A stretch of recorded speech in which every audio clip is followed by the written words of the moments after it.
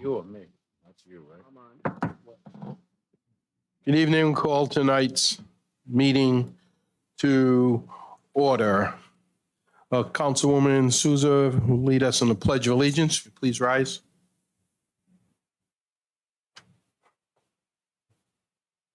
Pledge allegiance To the flag of the United States of America, to the republic for which it stands, one nation, under God, indivisible, with liberty and justice for all.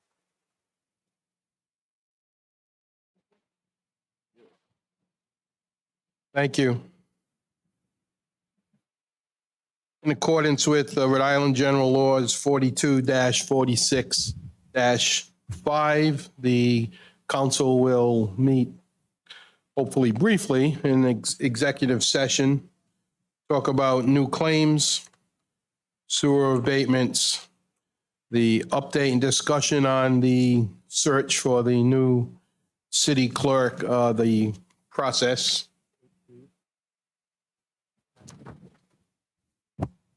Thank you, Solicitor. So A2 on the agenda, A5, and A1.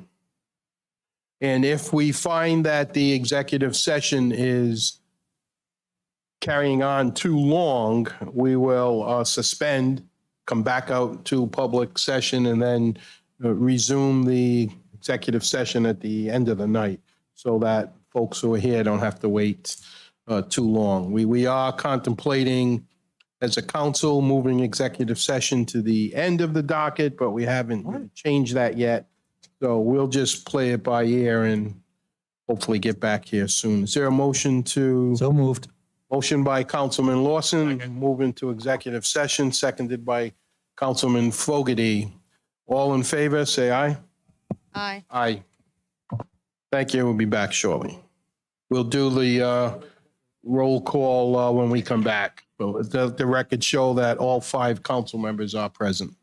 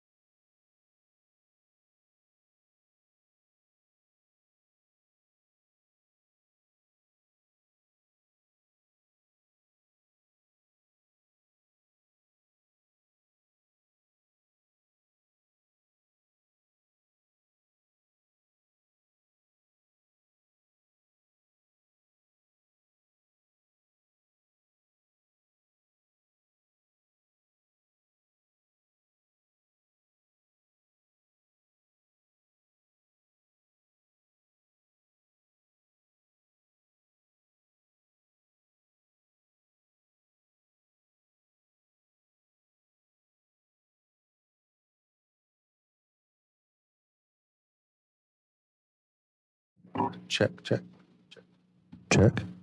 So about right here, a couple inches, okay.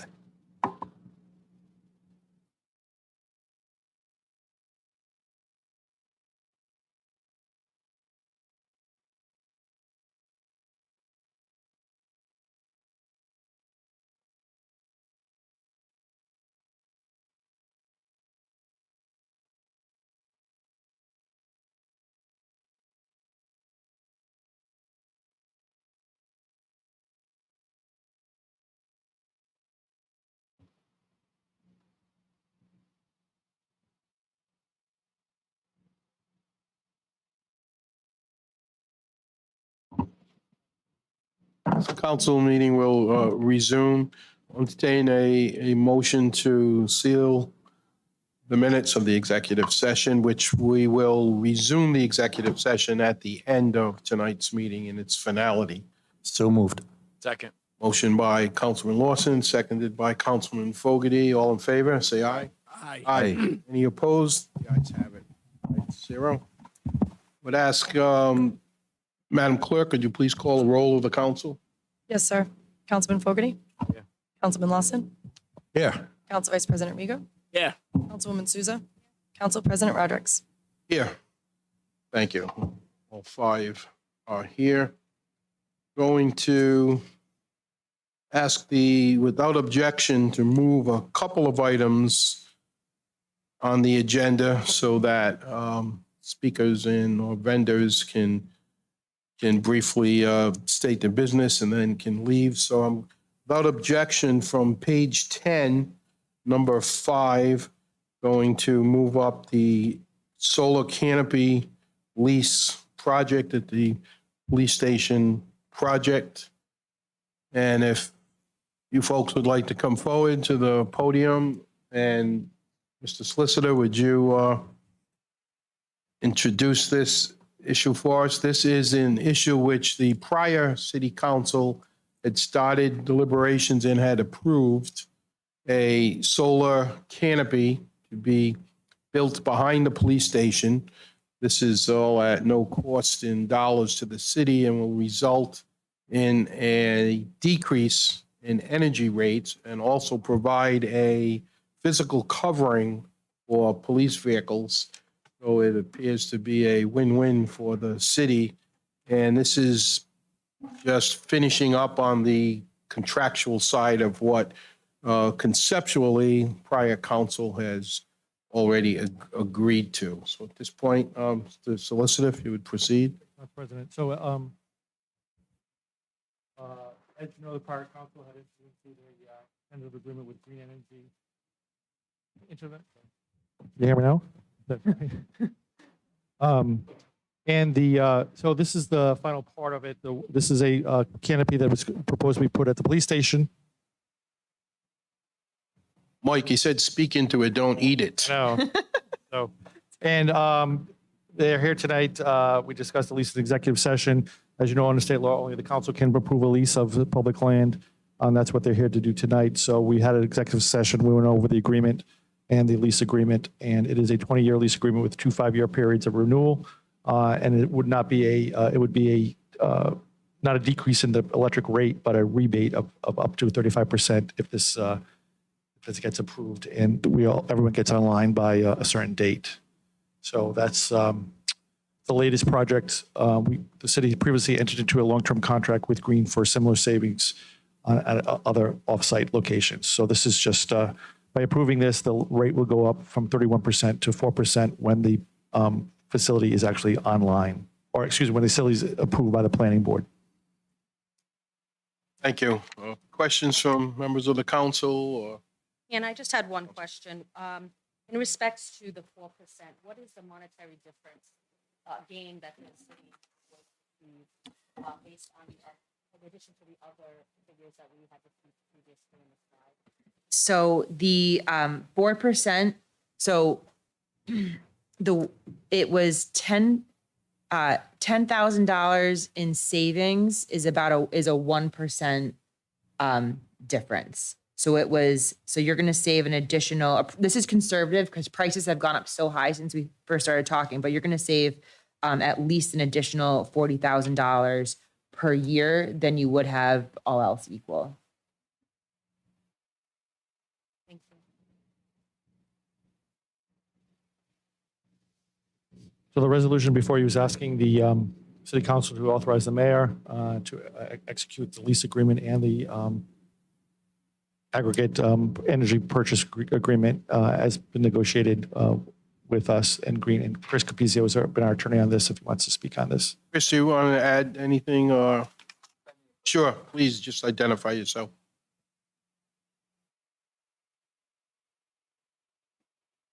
Good evening, Council President and members of the council. For the record, my name is Christian Capizzo. I've been working with the city for several years now on renewable energy projects within the city, closely with this council, prior council, the mayor, Green Development, and Solicitor Marcello. Just in regards to this agreement, everything Attorney Marcello said is correct. The one caveat that I would like for this agreement, to enter into this agreement before, for your consideration and before approval are twofold. One, the city entered into a net metering credit agreement that was approved by the prior council. As part of that agreement, there was an aggregation agreement that we were discussing, and it's number 2 of the aggregation agreement, which is part of that net metering credit agreement, that allows the city to receive a 35% net metering discount on its energy bills across 3 entities: the city, the East Providence School Department, and the East Providence Housing Authority. That 35% is contingent on the East Providence Housing Authority and School Department entering into net metering credit agreements, which according to Green, they have entered into those agreements prior to March 31st of 2023. The other contingency is that the city approves for planning and zoning purposes, the project, the solar canopy project that would be presented by Green. That date is May 31st, 2023. My advice to the council and to the solicitor was to extend that May 31st date to September 1st for the city to approve it. That way we can ensure that Green has time to get their plans into the planning and zoning for review and approval, and that the city will receive its 35% net metering discount rate, as well as the East Providence Housing Authority and the school department. Are there any questions from the council on that? Any questions? I think it's a key that the school department, city housing authority have already joined in this along with of the city. So not hearing any other questions before I entertain a motion, the resolution authorizing the mayor to enter into a land lease option agreement, solar canopy facility with Green Development LLC. Won't read all of the resolution except the last paragraph, which says, now therefore be it resolved that the city council of the city of East Providence hereby authorizes the mayor to enter into a land lease option agreement, the solar canopy facility, as set forth in the attached Exhibit A, which we have, and authorizes the mayor with the approval of the law department to execute any and all documents necessary to perfect and carry out all the provisions. Should this put the date, Mike, of September 1st instead of the May 31st date? I'll entertain a motion for approval. And Council President, just if I may interrupt for 1 sec, the only other caveat I would make is that it be subject to the solicitor's final approval. The agreement that was provided as part of the package was a red line version of edits, just to show the council what we were doing. We still need a couple of minor edits they're not major. We'll be able to get through with Green. So I would just make it subject to in addition to the solicitor's approval. Motion to approve. So I'd like to make a Councilwoman. more, Yeah, why don't we hold off for 1 second? I make a motion to approve the resolution, subject to final approval from the solicitor, city solicitor, and the extension of the lease option to September 1st, 2023. That motion by Councilwoman Souza and Councilman Rigo. Is there a second? Second. Second by Councilman Lawson. Not extension of the lease option, it's extension of the time for which the town to approve 9/1/20. City, you mean? Yeah, okay. Just let you know where you are tonight. I come from a small town, I'm sorry. Yeah. Do you need a separate vote for that or? Okay. Okay. Gotcha. So my second stands. Okay, in this instance, I don't think we need to. All in favor, say aye. Aye. Aye. Aye. Any opposed? No, the ayes have it, 5-0. Thank you, Chris. Thank you. For coming. Appreciate it. At this point, I'm going to move one more item without objection. We have several members here from the City Charter Commission, and they've been nice enough to sit and wait for us. So on page 7 of the agenda, under council members number 11, just going to move that forward. This is just very briefly to get this process rolling. What we will do going forward from tonight, and any other questions council members might have, but we are still trying to reach all members to pick a date for the very first meeting. So then the commission can elect their own chairperson and organization.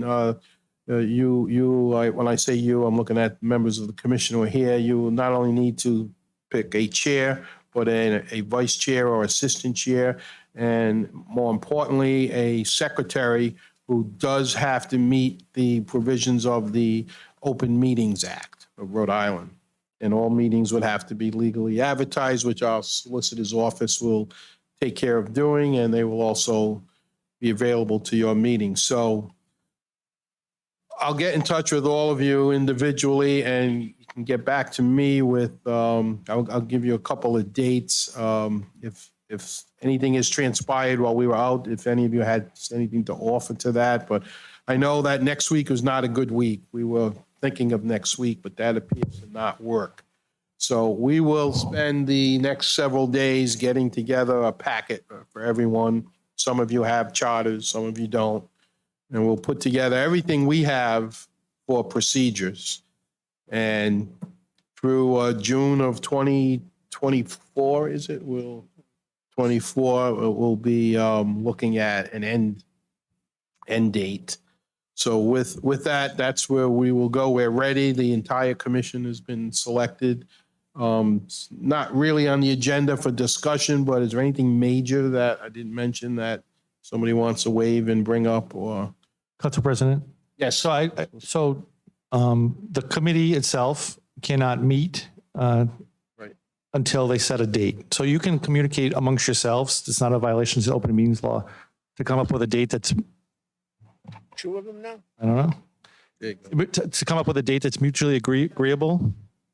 And I would suggest that when you come up with that date to notify the council president, then we'll be able to post the agenda through the clerk's office, and then you can have your meeting then. But there's nothing that prevents you from discussing by email or phone the first date that you want to meet, but you can't go beyond that. And once you get the date set, then we'll meet to set up an agenda with the entire committee, I believe.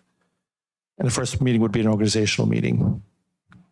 And the meetings be held here. You're at liberty to meet anywhere, but we will probably do as the last process did, hold a room on the 3rd floor, and the administration office, Marlene Davis, I believe, takes care of securing that room. So once we're out of the process, then your chair would deal with Ms. Davis in the mayor's office just for purposes of reserving the room to meet. You'll be meeting on your own. Anything else from the council want to say about this process? Hard copies, if you need them, city clerk's office will have the hard copies. Right. And like council president said, June 2024 is when we would want some results to put them on the 2024 ballot in November. So take your time, go through it, have fun. Do it right. Obviously, it's a new form of government. There's things that have to be worked on, just like in any government. Take your time, listen to the community, but no peer use your best judgment. That's why I think you people got elected and appointed.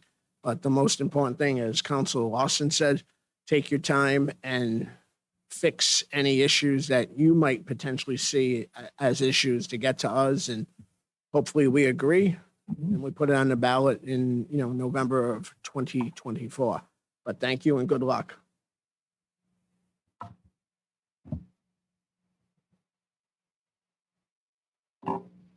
Okay, thank you, members of the commission, for attending. We appreciate your patience and good luck. Call me with any questions anytime. Thank you. Thanks. Members of the council, we might have one more issue to move up because of the audience that is here. I think there's a, okay, so there are two items with concerns that we all want to discuss regarding our city police and fire. So we see several representatives present, so rather than have you wait till midnight, we will move that up. That would be on page 7 under council members, if we do number 2. Madam Clerk, could you read that? Page 7 of the agenda, number 2 under council members. Yes, sir. Collaboration of City Council and Administration to address the following East Providence Police Station concerns: roof, detention area, dispatch relocation, city vehicle storage garage. Discussion only. Councilman Lawson. Thank you. Councilman, have you open up the discussion? Okay. So this came about, we saw the news report about the deficiencies. So Council President Rodrick and I took a tour. Chief was with us, Detective Ripke, the mayor, Napoleon was with us, Patricia. And we got to see firsthand, and the building does need some attention. There are some plans in place. There are some things that maybe we could do now to get things rolling. First and foremost, we got to get the roof. The water damage stuff coming in, it makes no sense to do anything to that roof. So there is an RFP out, and Napoleon, if you want to talk about stuff as we go along, feel free to jump in. There is an RFP out to get the roof done.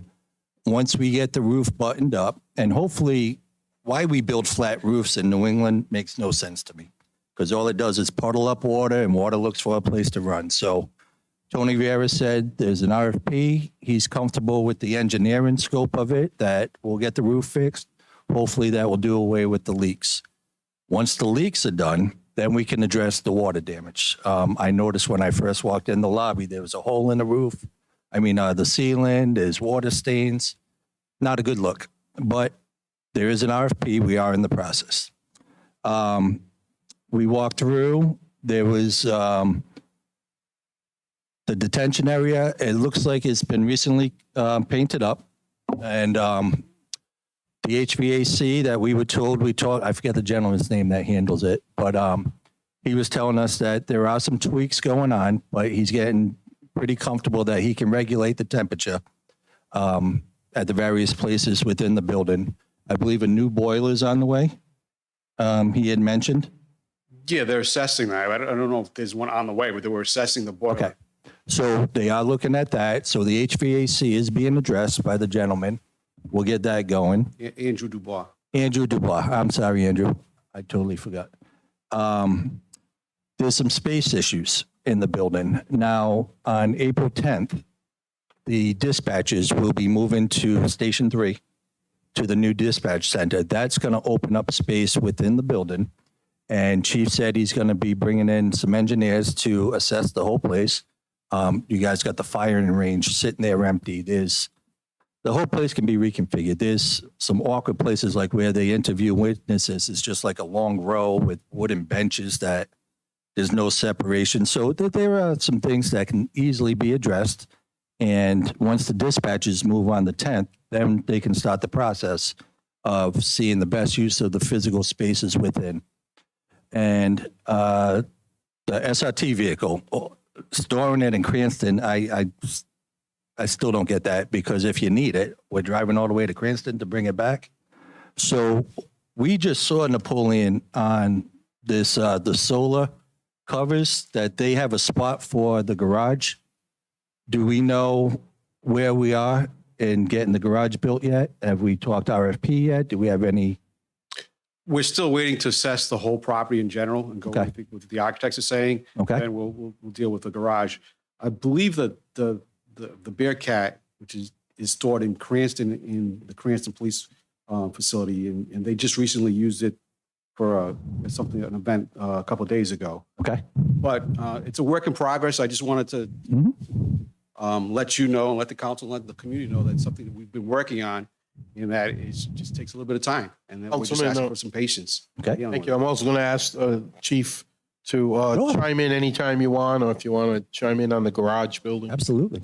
Thank you. Just in regards to the housing of the SRT vehicle, we have a plan to move it to the CTC building at the high school. Awesome. We're installing a garage. I'm sorry, we're installing a fence within the garage to separate the areas. So we should have that landing in East Providence soon, well before the garage is ready. So, Soon, meaning within a month, within, yeah, I would, that's very safe to say. Yep. okay. Chief, what do we call the vehicle officially? It's a Bearcat. Can we change the name to the Beast? Beast? Sounds better. I don't want to offend anyone. Okay. Yeah. Where are we in regards to the engineer coming in and So those building? 418, I got an email from Controller's office. We had 3 engineering firms respond to the RFQ. So we have to assess each one, rank them, interview them, rank them. So that hot off the press, that just came in a few hours ago.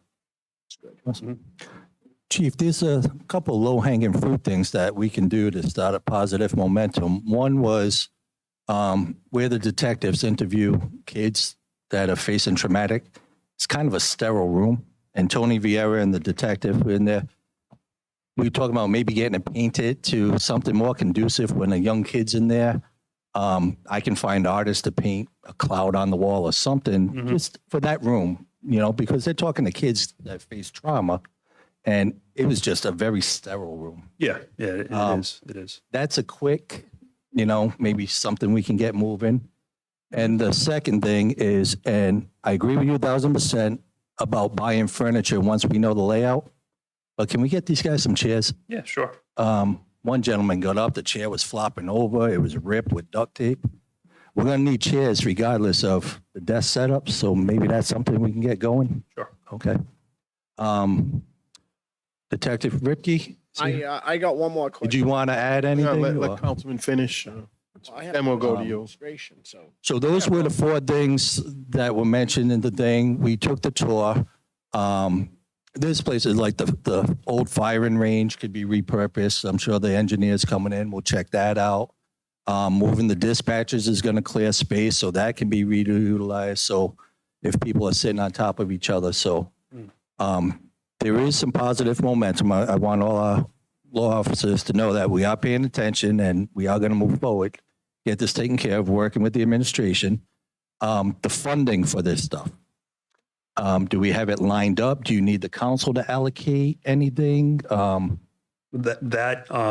So as you know, we can't utilize the Google funds to build. We get that. We can use them to hire Mhm. the companies to come in, to do the assessments, to draw up the plans.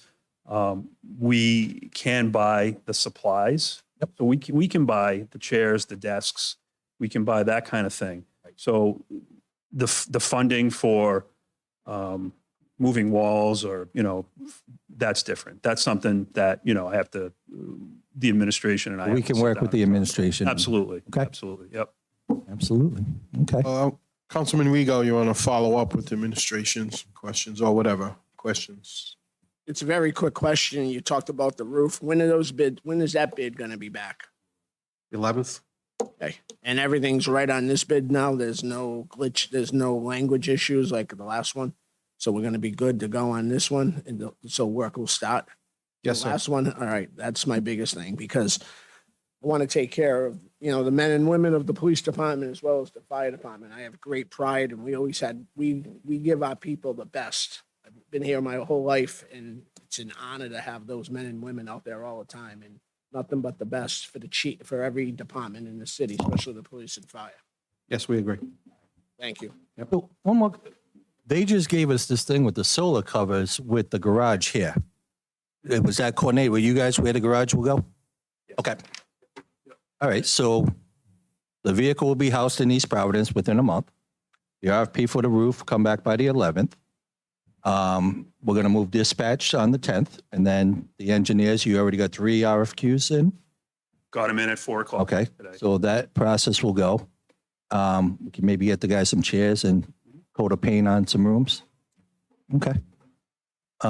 Detective Ripley, did you want to add anything? Is there something that you think is a priority we need to focus?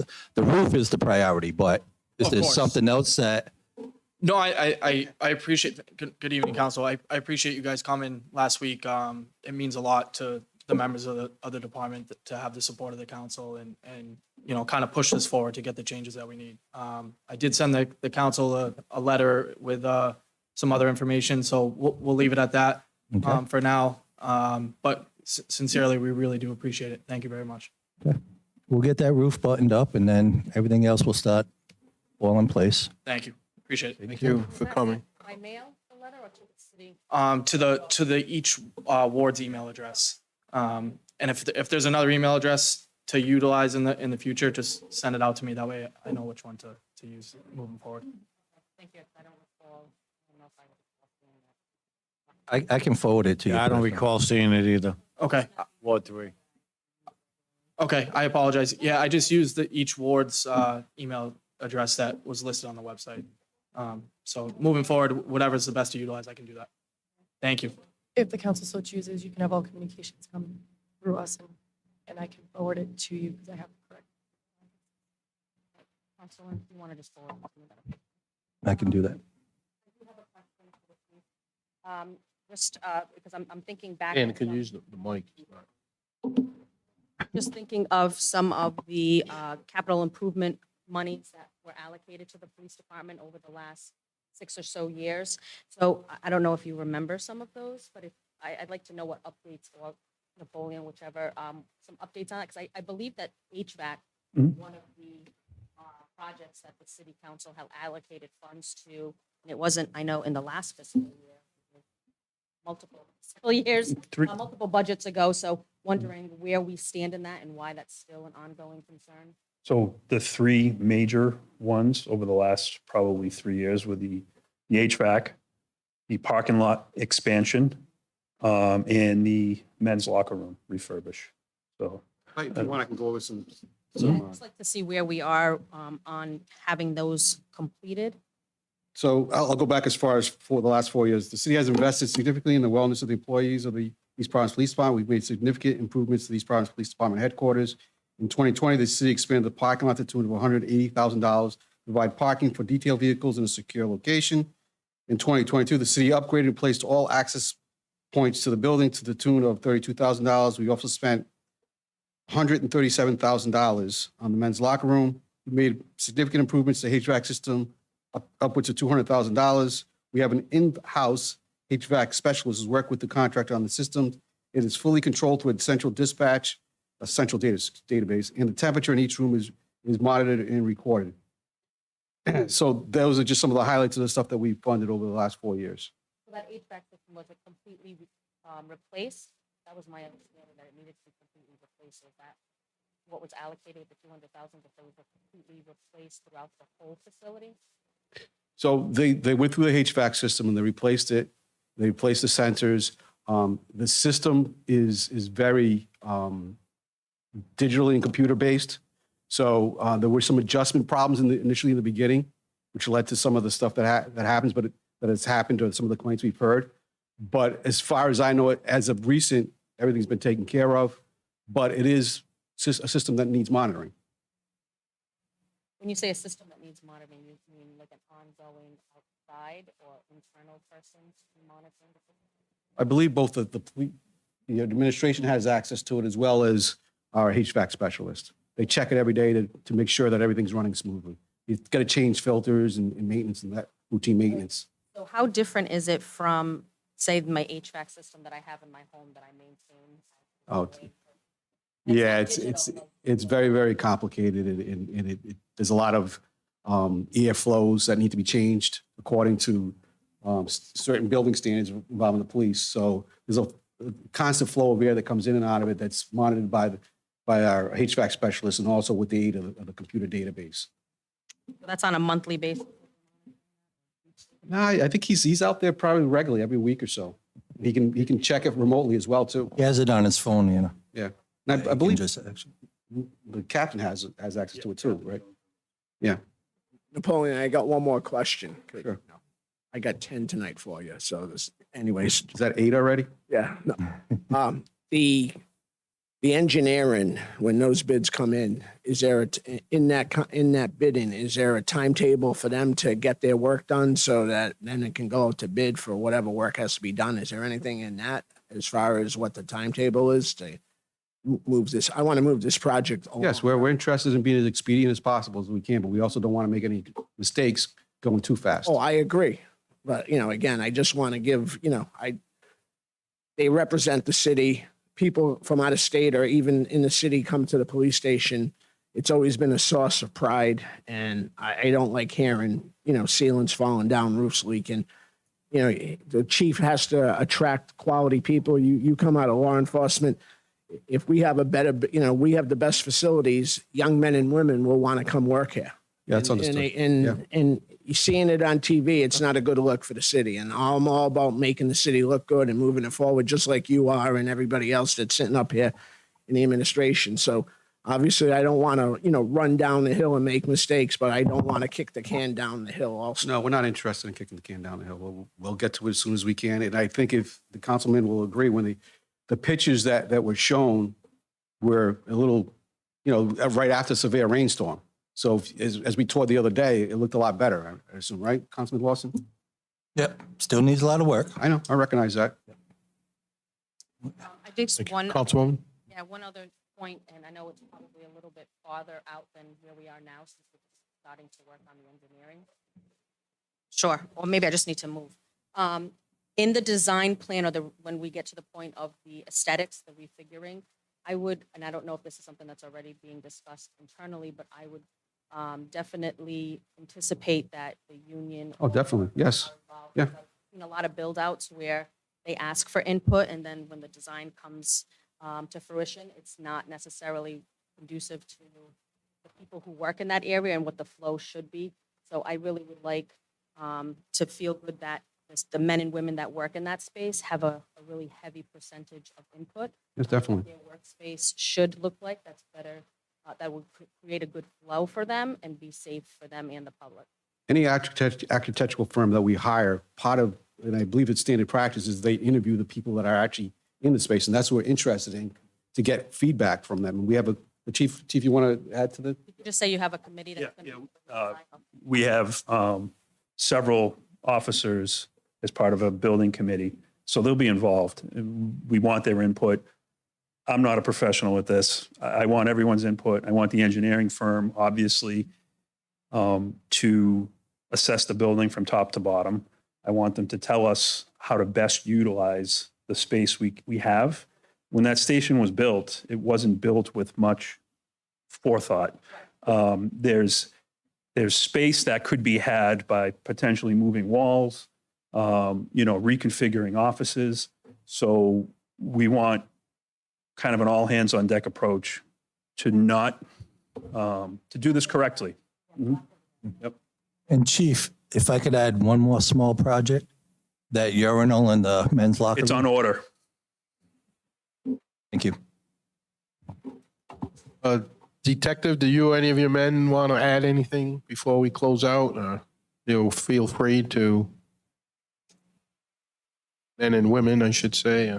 No, again, I appreciate it. I'll leave the letter to speak for itself for now, but I don't, I trust that, you guys will be able to push things forward and make sure it gets done properly. And again, we sincerely appreciate that. So thank you very much. Thank you for your Thank you. operation and the tour the other day. Building Councilman Lawson, thank you for bringing this forward and all the council discussions. We will, without objection, I'm going to ask that we move one other item. Actually, there will be two, but one other item forward. Madam Clerk, on page 7, the council members, if you could read number 5, please. Yes, sir. Request of a memorandum of agreement for 24-hour, 7-day-a-week coverage of Station 3 rescue. Discussion only. Council Vice President Rego. Council Vice President. Thank you very much, President Rodrick. This has been a common theme of mine since I've been on the council here in January. As basically a lifelong resident of Ward 1, other than 6 months of my life, we need, and bottom line is we need a rescue up there full time. The calls in the city are moving. I know we've had discussion a couple of council meetings ago and saying numbers don't work. Well, they do work, because I'm going to give you a couple examples. The last council meeting, I was at the State House for legislation in regards to my business. I'm driving over here to the council meeting, and it just happens to be the mayor's in front of us that day, so he getting off the highway. But I'm driving by Capriccio's, and there's a Providence engine company there. And I look, and the rescues almost look the same, and all of a sudden I look, and it's 5:45 at night, and it's East Providence Rescue 1. So that means at that point, in theory, we're down to 2 rescues in the city. That rescue that's down in Providence now is out of service for a while, has to transport there. If we get 2 more calls, and I start hearing, we get 2 more calls after that, where we have no rescues in the city. And that's at 6:00 at night. So now we're asking for mutual aid. And I know we can't stop mutual aid all the time, but we can do that. And then to hear that there's no rescues, not a lot of rescue calls up in my ward, and there's no mutual aid. Well, a week ago Saturday, coming home, we were at an NCA event. Not 1, but 2 out-of-town rescues. Pawtucket and Providence are coming somewhere into my ward or close by to the ward. So that means at that time, in theory, our 3 rescues are out of service. One of them might have been a mutual aid call, but that, in theory, if I see 2 out-of-town rescues, that means there's 5 rescue calls in the city in that time frame. Well, there's 5 rescues being done. I've heard numbers. We haven't got it. It's going to cost another $1 million. Take the $1 million and put it over the budget, and we put it over a levy. It's nothing, because we're saving lives. I've had personal experiences. I had a father waiting on Don Avenue 25 minutes for that rescue to come coming from Providence. When somebody in my ward or any city, they don't want to get that phone call at 3 a.m. and having to wait for a rescue to come from Providence, Warwick, because it's been determined that we've had rescues from Warwick. And I know you have, because my wife's cousin was on one of the trucks one day. We're talking about wanting to build recreation centers. I'm all for it. But if we can't take care of the quality of life and to protect people, at 3:00 in the morning, somebody in my ward is calling a rescue. They want the engine truck and the rescue there. That life saves time.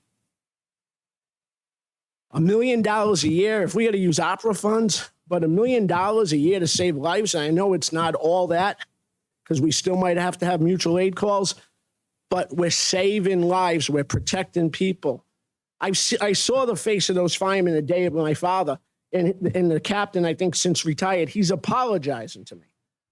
Those men and women out there, they don't need to be apologizing to us. It's 1 more rescue. Again, I know it's not going to cut down on mutual aid calls. We might need more, but tell me that there's no rescue calls at night. Well, this morning at 5:00, I live off Pawtucket Avenue. The blaring of that rescue, which is very profound, it woke me up. So to say that there's no rescue calls in Ward 1 at night, I'm not buying it anymore. I want a rescue. I've had former councilmen reach out to me. I've had many people in the community. We want a full-time rescue at Station 3.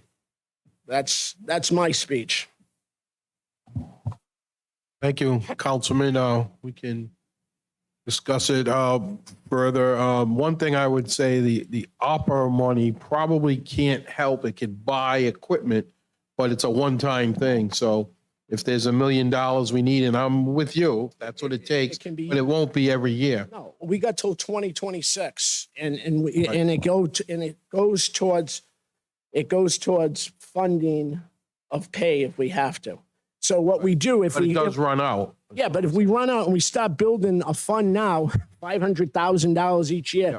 So budget 2027, whichever council's up here, and moving forward, if we start building that as a capital fund, and then the next question is, the money, the rescue calls, there's insurance policy. We charge people the insurance money. So that could be almost just like a sewer fee. How much are we paying for it? The rescue fee should go towards funding all the rescues in the city. Yeah, no, I hear you. I'm just saying it might be another way other than opera. Well, We need a permanent Yeah. solution. Yeah, the permanent solution is we can figure it out. The permanent thing is the people in my ward, other than stop signs and speeding, this is the number one phone call. When they found out, they saw the truck up there, and then they find out that truck doesn't work on the weekends or at night. Then they haven't been happy, and they're not complaining about anything. But you know what? The time's right. We're getting, just in my ward alone, we got the new complex going up behind Cumberland Farms. You got Capianato putting more buildings. You got the buildings down. You got the new condos down on Roger Williams Avenue. We can sit here and we can play with numbers. I've played with numbers 30 years in my life. I can make a bad month look like a beautiful month in my sales business. But the time is now for the fourth rescue in the city. I hear you. Similar to the police, I'm going to ask the fire chief, quick, I don't want to put you on the spot and I don't want you to make comments that, you feel you maybe aren't ready to make yet, but a couple of questions and then ask you for opening comments. But physically, we have the rescue truck, right? We have four. We have four. The fourth rescues during the day, During the day, okay. 9 to 5. We are carrying, staff-wise, we have an overage of Right now, we have 6 firefighters extra. 6 extra, and they're being used for vacations and sick, and Yes, so as to bring down overtime for all those. that's correct. Okay. What's the possibility of those 6? I mean, one way or another, it's going to be difficult if we use those 6 to maybe man this rescue, but then what will you do about covering what those 6 now cover? Right, and our overtime budget's going to go right up. That's the problem. Yep. So we need the budget Yep. for the fourth rescue. Councilwoman, you want to? So, thank you, Chief. Question, when, do we have an academy coming up?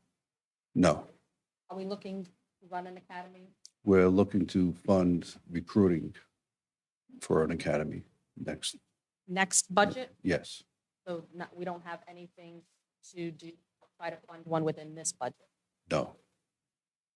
And can you just, for the current council, what's the turnaround time for recruitment, putting candidates through and then getting them on the job? It's about 6 months just to get them through training, and another 3 months just to recruit. So it's almost a year. It's about 9 months. What's the reimbursement rate that the city charges the insurance companies for a rescue run? I don't have that number with me, but it's right around 400 averaged for each call. And last year we were around 10,000, and we're probably going to be over 10,000 rescue calls this year. Yeah, we're projected to be around 13 to 14,000 runs. So 13,000 times 4. Not all rescue calls, but 13,000 times citywide. $400. that is correct. So Chief, the rescue issue aside for a minute, staffing, we're in good shape. Unlike prior years, you finally raised the level. It wasn't for that, but that might be an answer to help with this rescue is to utilize that staff. Before I ask the solicitor a question, any other councilman want to add something here? From what I understand, we have the equipment, we have the staff. The fiscal impact would be more overtime. And this is public safety. I got no problem budgeting for public safety if that's what it takes. Basically, you got to ask the administration if they're willing to do an MOA. We talked to the union, they're fine with it. So we just got to come to a consensus with the administration of, can we do this? I think we can. There may be some overtime cost, but you're talking public safety. And you got to finance public safety, no matter what. So I have a question, and I don't know, is somebody from the union for the fire department here that could speak to the council? I'd like to hear from them.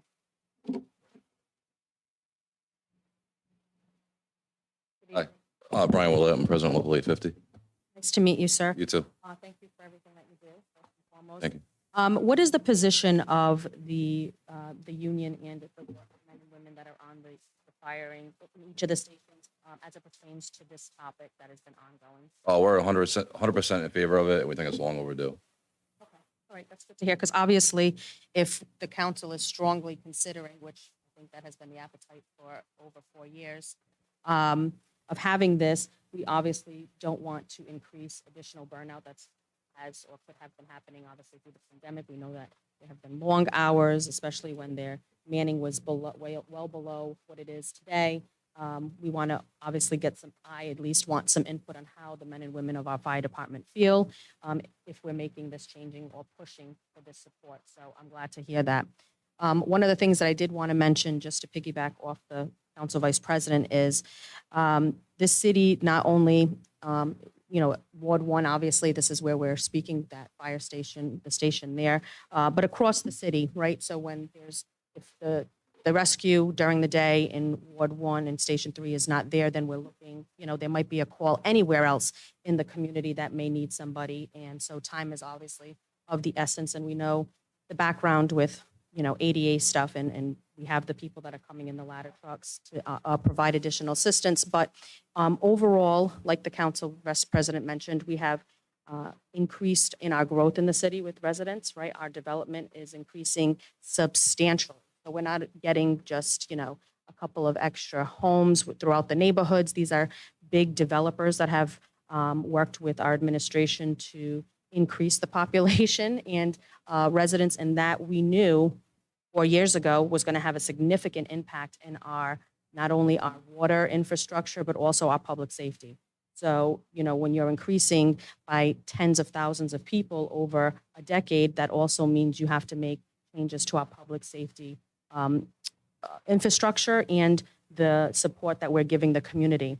And I've mentioned this previously on this topic a few years ago. I've done research, in the public sector for my graduate degree, that the city has a large number of aging residents. The median is over 65, and the baby boomers are, the numbers are there and they're getting larger. And with the places like Kettle Point and other developments that are attracting the retirees, those are people that are going to need that consistent call, right? They just because of the aging process and chronic disease. So I think, and I know that this is something that we definitely need. I think as a council, we need to continuously push and figure out ways that we budget, whether it's cutting in other areas.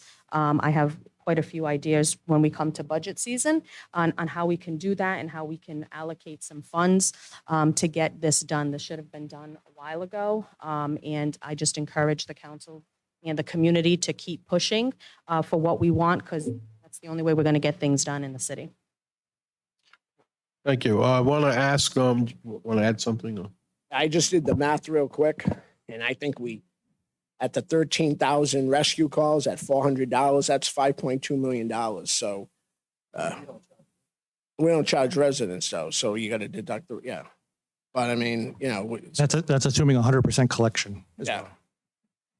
So my question to the solicitor is, I'm not asking you to get into policy, but hypothetically, what is a legal process here if this council, now we obviously can't make this happen overnight. This is a contractual, an item that needs to be negotiated. So what would the steps be if that were an avenue? Well, I mean, there probably is few avenues to take, but under the charter, the mayor negotiates all contracts for the city, including labor contracts. And as you know, the council just ratified a fire contract that was negotiated by the administration over the fall and with the TA. So that was done. The fourth rescue was added during that contract negotiation. That was done as a part of negotiations with the union to add that fourth rescue. I was part of the negotiations. I can tell you that relying upon the chief and his numbers that were given based upon the number of rescue calls that were had, that was the timeframes that we agreed to staff that rescue were the timeframes that the chief recommended that they be set. I will tell you that from the administration side, we wanted flexibility to have the chief to be able to set different hours if he needed, if it turned out that you got more calls over the weekend than you did during the day. And the union would not agree to give the chief the flexibility as to when that rescue was staffed. And that's what negotiations are about. We would have hoped that they would have been flexible and allow us to, put the rescue on call when we need it, when the calls were most necessary. But we weren't able to agree to that. They wanted set hours, and that's what the set hours were. So again, this was negotiated, and this is what this is the project that we came. But the fourth rescue was added as part of the negotiations and with the timeframes as indicated based upon the numbers and the information that was given to us by the chief and the administration at that time. I have never seen a union who doesn't want more staff or more people. I get it. And I'm not saying whether there's a need or not, that's not for me to say. But I wanted to assure you that when we did negotiations, and those negotiations, and they can tell me, Brian can tell you more than better, those negotiations were protracted over this issue and other issues. But at the end of the day, we came to a contract which everyone thought was both fair, affordable, and met the needs of the city. And I think the proof of the pudding is that, one, it was ratified by the union, ratified by this city council, and signed by the mayor. So solicitor, the only reason we weren't going to sign it because we wanted this rescue 24/7. Rescue. And we were told just approve it and MOA is all that's needed. So this council wanted the rescue. We only ratified that contract because we were told an MOA could happen to get this rescue 24/7. It could happen, but it has to be negotiated, right? Well, I think to That's your what the point, conversation's for. I think to your statement saying that the union wasn't amicable to an unknown. Well, as a worker myself, I want to know my schedule. It's not nice to be on call because that changes your whole schedule for the day. You can't do anything. You can't go anywhere. You can't commit to personal or family obligations because you're on call. I think any worker would want to know that you're on or you're not on. I don't disagree with you, and So that I was think exactly that's what the probably- union said. But again, this is negotiations. We wanted the most flexibility to meet the needs of the community, and we couldn't get the union to agree. So what we did, the hours are set in the contract, and that's where we are. I'm not saying that their request was unreasonable, but I want the council to know from our perspective that we wanted to be able to be flexible to meet those weekend times when we needed or whatnot. But I get it. But that's what a negotiation is about. This doesn't happen overnight. And these things. So 24 hours? And when we negotiate, you negotiate X and you either compromise on Y. I understand or that, whatnot. but And I think we're getting a little far afield as the need for the rescue, but I don't want to get into the negotiations because the contract was ratified. But that's generally where I think we got the message. Again, under the charter, the mayor is the person who negotiates these contracts. And if we get a demand to bargain, I guess we have to get it. We'll recognize the demand to bargain, but we haven't even got a demand to bargain over that yet.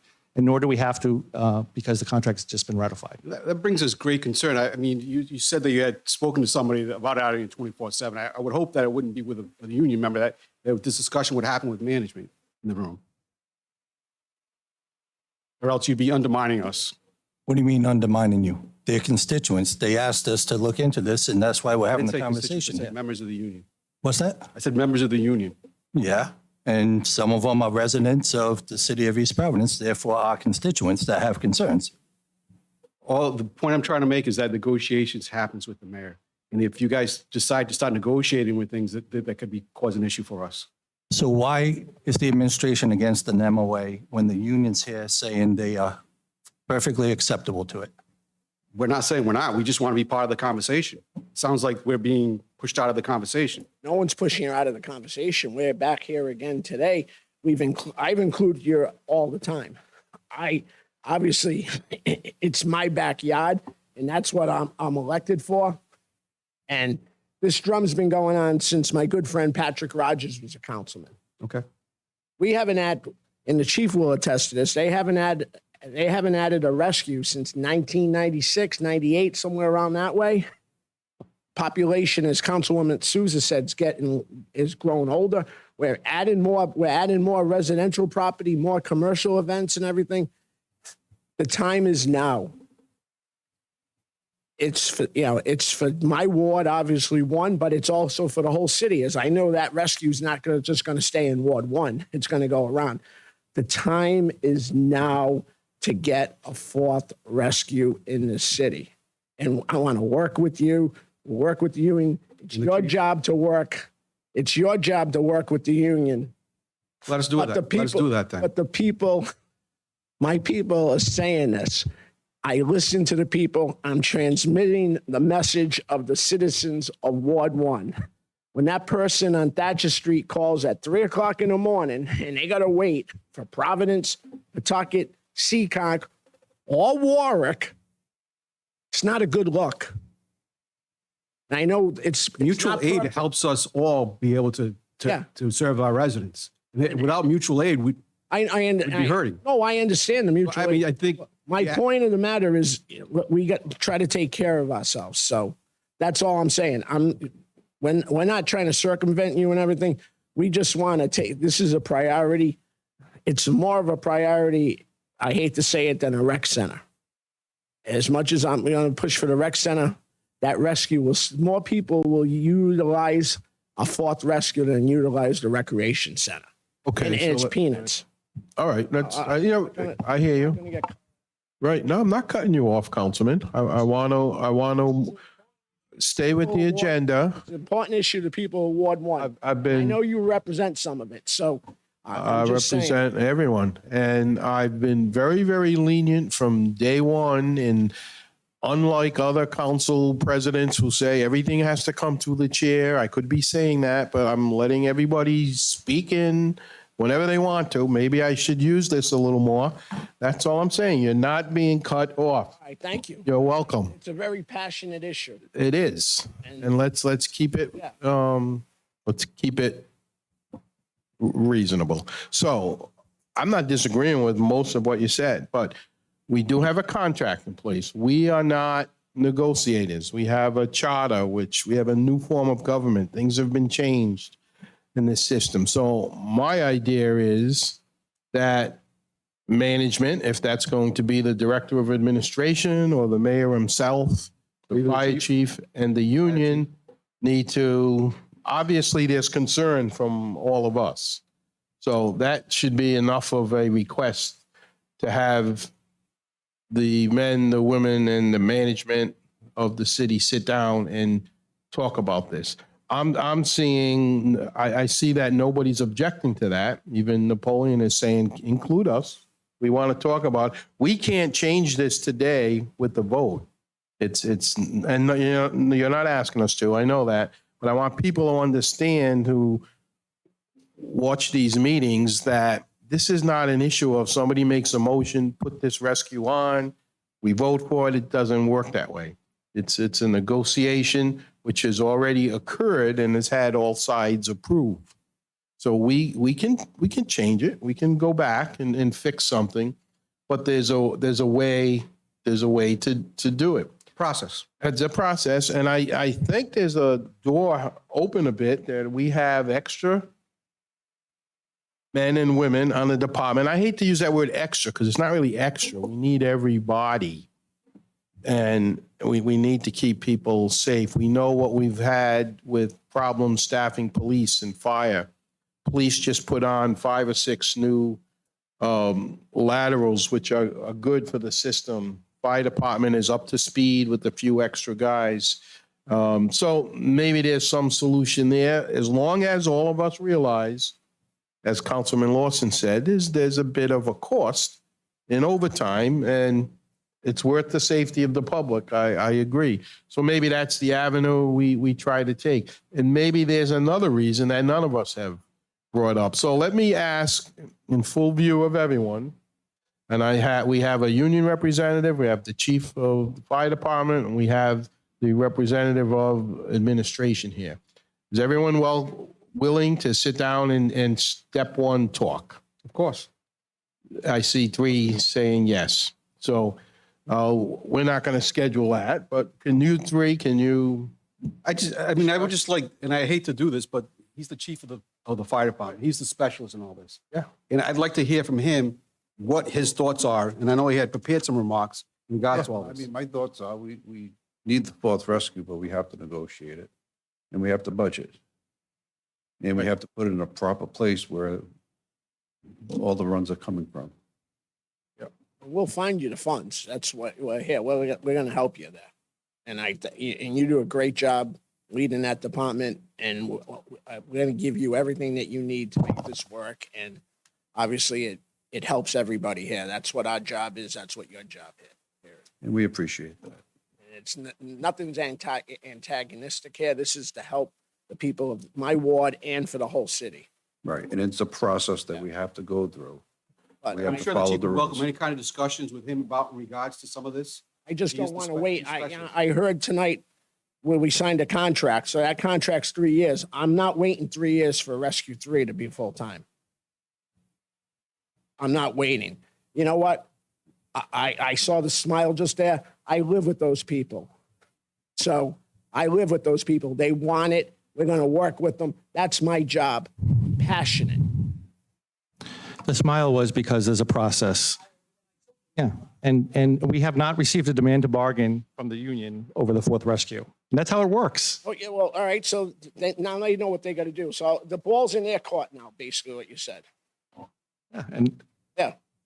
So okay, let's move on. Going forward, can you from the union discuss with your membership and take the next step, reach out and request? Okay. And Chief, that's okay with you? It's okay with me. And As long as it's Napoleon, okay with that's the mayor. that's okay with, and will you please involve? I don't want to make it sound like we're not open to discussion. We No, are always open to I think discussion. you are. You're You fine. have to be in the room to have the discussion. Of course, that's why, that's what I've been saying these last 2-3 minutes here. I want the three of you, it may not be you, Napoleon, it might be the mayor, it might be designee, but, maybe you, but at least chief, the union, or your designee. So what I'm asking though is that all three entities be involved. Right. City administration, the union, the chief, and probably the solicitor's office has to be involved in any language that's, he may not sit down in the first meeting or two, but if you get to an agreement, then that has to be written. Any other questions on that or? Okay, thank you. Councilman Vigo, thank you for bringing this forward. It has been discussed for years, as you brought up, and let's try to get to the bottom of it. Thank you. Madam Clerk, the last item I would like to move forward, if there's no objection, is I think the gentleman is still here, and that is the presentation on the sewer control. Is that page The ordinances. 7, I believe? The ordinance is the bottom of page 7 is item 2, and then it goes on to item 3, the sewer rates.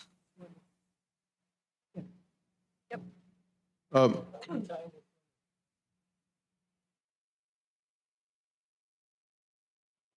Ranks thing? Well, this goes back to second passage from our last meeting.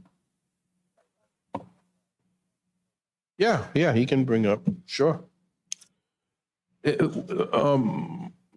Solicitor, we have 2 options. I know that we were favoring option 2. Do we have to discuss each one separately here, or can we just? if you want to table, I was not at the last meeting, so I don't know where the council was, but you could table if you've, based upon the public hearing, if you want to table one of them after the public hearing, that's what I would recommend, and then move on the other. So these are both public hearing, down for public hearing. I would put them, open them both for public hearing. We left them both open so Right. we could pick either one, but we preferred 2 at the Correct. last So meeting. that was I was not the last meeting, so that's what your preference was. Preferences too, but we were advised by Dylan to keep them both on just in case. Right. Case- Hear we from the could- public in case somebody from the public wants 1 over 2. So Exactly. but I would leave them both on, open them up for public hearing, and then Should we have David give the presentation first, or? Okay, and it was pretty in-depth at the last meeting, so I don't want to tie up the whole Well, it's a public hearing. And so it's a public hearing. So if you can give us a condensed, Is there any way is there any way that we can put the two slides up on the screen again? Just so that the public can see the two options? Is that available? I don't know. I don't think he has.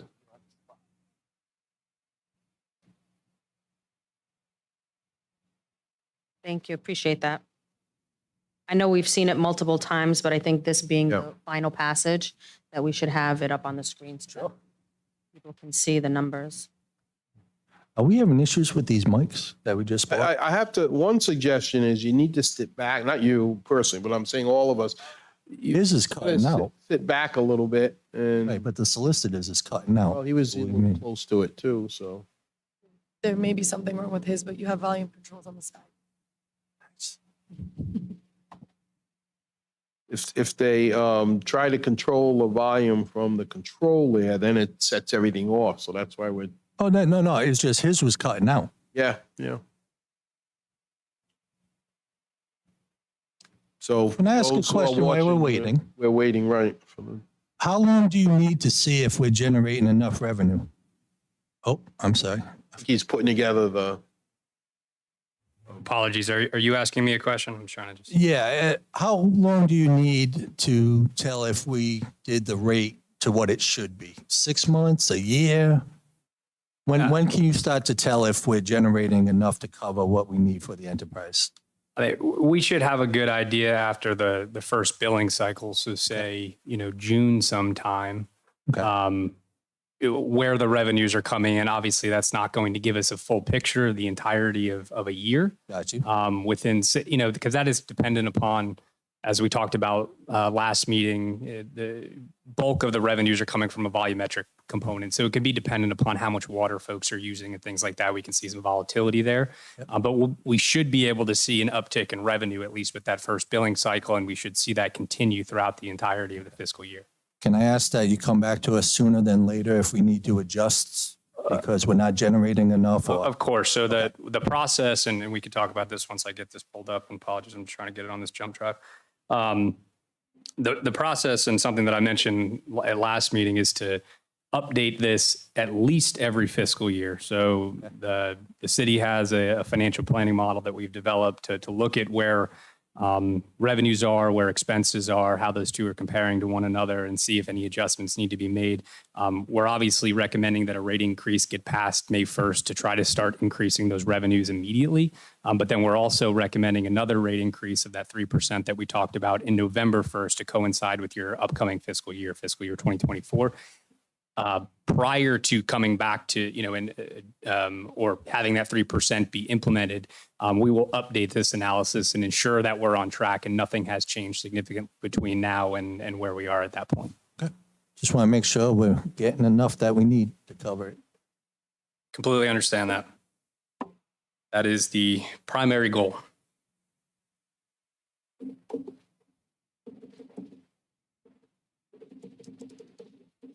those maybe watching, the little delay is we're just waiting to try to upload visuals. See if it works.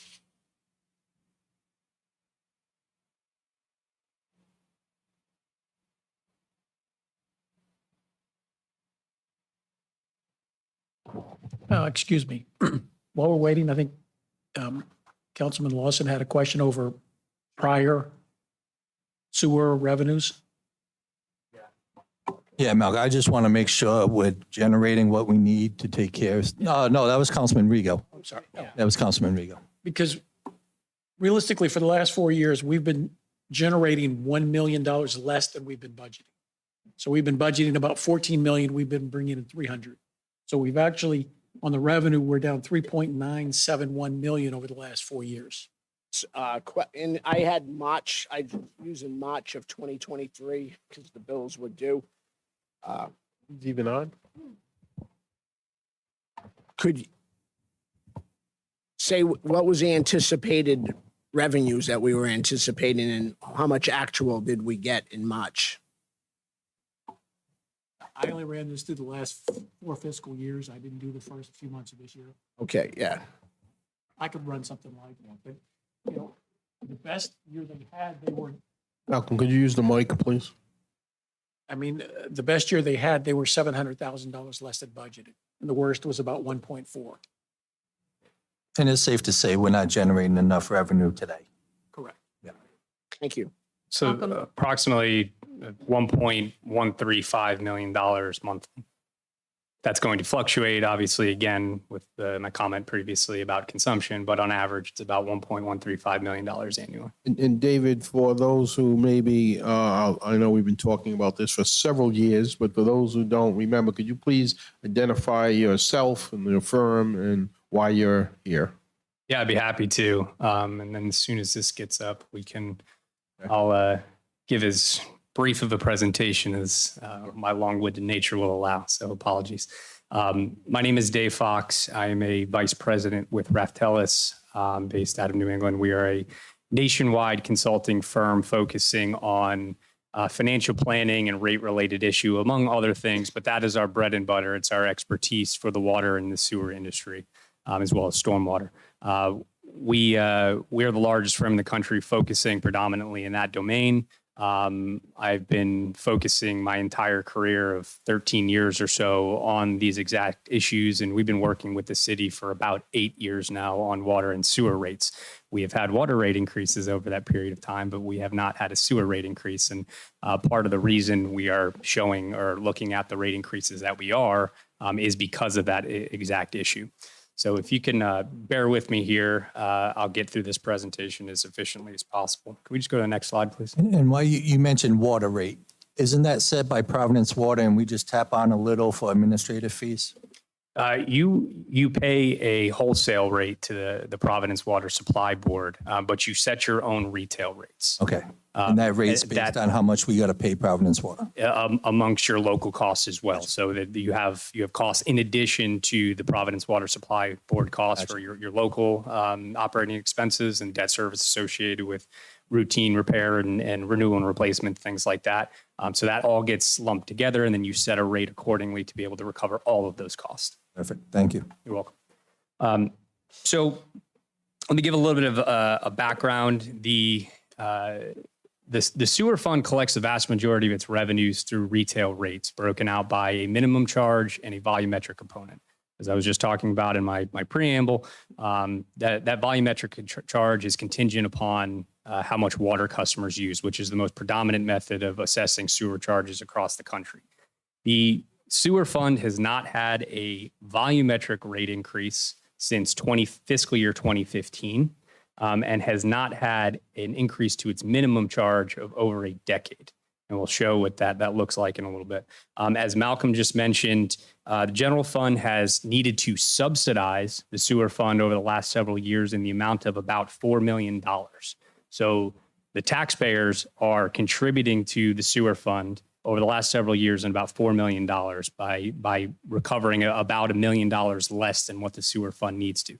The sewer fund is an enterprise fund. It should be collecting its own revenues to fully finance and fund all of its operations. It should not require a general fund subsidy.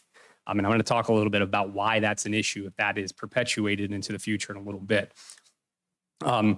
If looking out about over a 5-year period, if the sewer fund does not increase its rates and subsequently its revenue that it's bringing in over the next 5 years, the sewer fund will then require an additional $13.3 million to be subsidized by the general fund. This is an unsustainable financial picture. We have talked about this at length, unfortunately, with prior city councils. We started this process in I think late 2015, we started those conversations in 2016. We had them again in 2017, again in 2018, once again in 2019. Nothing was ever resolved. That part of the reason we're in the situation we are right now is because we did not have a rate increase over that period. The pandemic hit, things slowed down, and we're back in front of you all now, hopefully trying to rectify the financial situation for the sewer fund. Something that's going to kind of set the stage for this next slide that I'm going to show you almost a quarter, 23% of all the bills that the sewer fund sends out on an annual basis are assessed only the minimum charge of $5 per month. If we go to the next slide, please. So what this means is a customer that uses almost 300 cubic feet of water consumption per month. 100 cubic feet is about 748 gallons. This is about 25 or a quarter of the bills that you send out. Those customers are only paying $60 per year for sewer service. That is the lowest sewer bill for that level of consumption I've ever seen. And I think if we were to look across the country, we might be able to find one lower, but this is going to be one of the lowest. It's certainly the lowest I've ever seen, doing hundreds of rate studies across the course of my career. And you can see how different that is compared to all these other communities in Rhode Island. I will point out that you see the Narragansett Bay Commission separated there at a bill of $373 per year compared to the $60 per year bill in East Providence. Narragansett Bay Commission provides service to not only a part of East Providence as well, but it provides retail service to communities like Providence and Pawtucket and Johnston, Lincoln, and Cumberland as well. So that's why you're not seeing them carved out. I just wanted to point that out. But significantly lower for this customer than every other community in Rhode Island. That is partial because you have not had a rate increase since 2015, fiscal year 2015, but it's also partial because that minimum charge is just really, really, really low. One of the lowest I've ever seen. We go to the next slide, please. I know it's a little hard to see on the screen, so I apologize, but this is just showing a sewer cash flow on the left side of the screen. The columns, the bars up and down, are the revenue requirements or the costs that need to be recovered on an annual basis to have full financial sufficiency for the sewer fund. The line going across with the little diamonds, I guess they are, that is your revenue. So the revenue is below currently of about $1 million, as Malcolm was alluding to. And if things continue into the future with those expenses increasing, just like every other expense is increasing, that is only going to grow, resulting in the sewer cash reserves of the sewer fund already owes the general fund about $4 million, as Malcolm was talking about. And as if we allow the revenue just to stay where it is today, that will require that $13.3 million in a general fund subsidy to be able to keep up with the operations, just at a bare minimum for the sewer fund. Go to the next slide, please. Just a couple things on why we need additional revenue, right? Nobody ever likes talking about rate increases. I completely understand that. I'm a rate consultant. I'm at a rate hearing tonight. I'm at a rate hearing tomorrow. I got multiple next week. I get things thrown at me all the time. I understand that we don't like talking about rate increases. But in this situation, it is absolutely necessary, especially since we haven't had one since fiscal year 2015. If you don't have a rate increase, that will require, again, those subsidies from the general fund.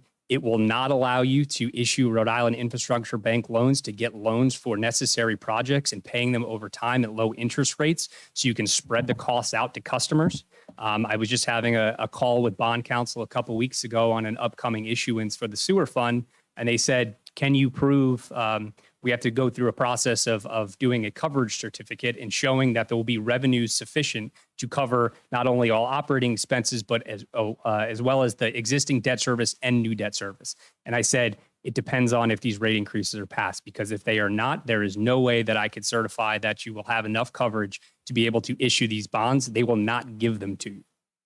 I have a quick question. Sure. If I may. And I don't know if you have this information or if this is more of a Malcolm, but with the two options, do we have a projected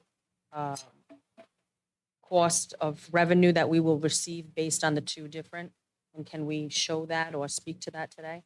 What do you mean by cost of revenue? So not cost, so received revenue. So with option, because they are vastly different. One is a slow increase each fiscal year, and one is kind of rip the Band-Aid off with doubling and then slowly increasing. So, I'd like to know, based on these numbers annually, where is the chart prior to this one? Where are we going on a fiscal year, year to year for the next 5 years? So can I just hit this last bullet point and then I'm going to answer your question? We're going to get to those two options and I'll answer your question. Thank you. Or attempt to at least. Last point on this. again, the sewer fund has not had a volumetric rate increase since 2015, a minimum charge rate increase in over a decade, while across the country, sewer rates have been going up by about 6% every single year for the last 20 years or so, 15 to 20 years. And we have not had a rate increase. So if we go to the next slide, we do have two options. Now, Councilwoman Souza, both of these options in the immediacy will recover the exact same amount of revenue, all things being equal.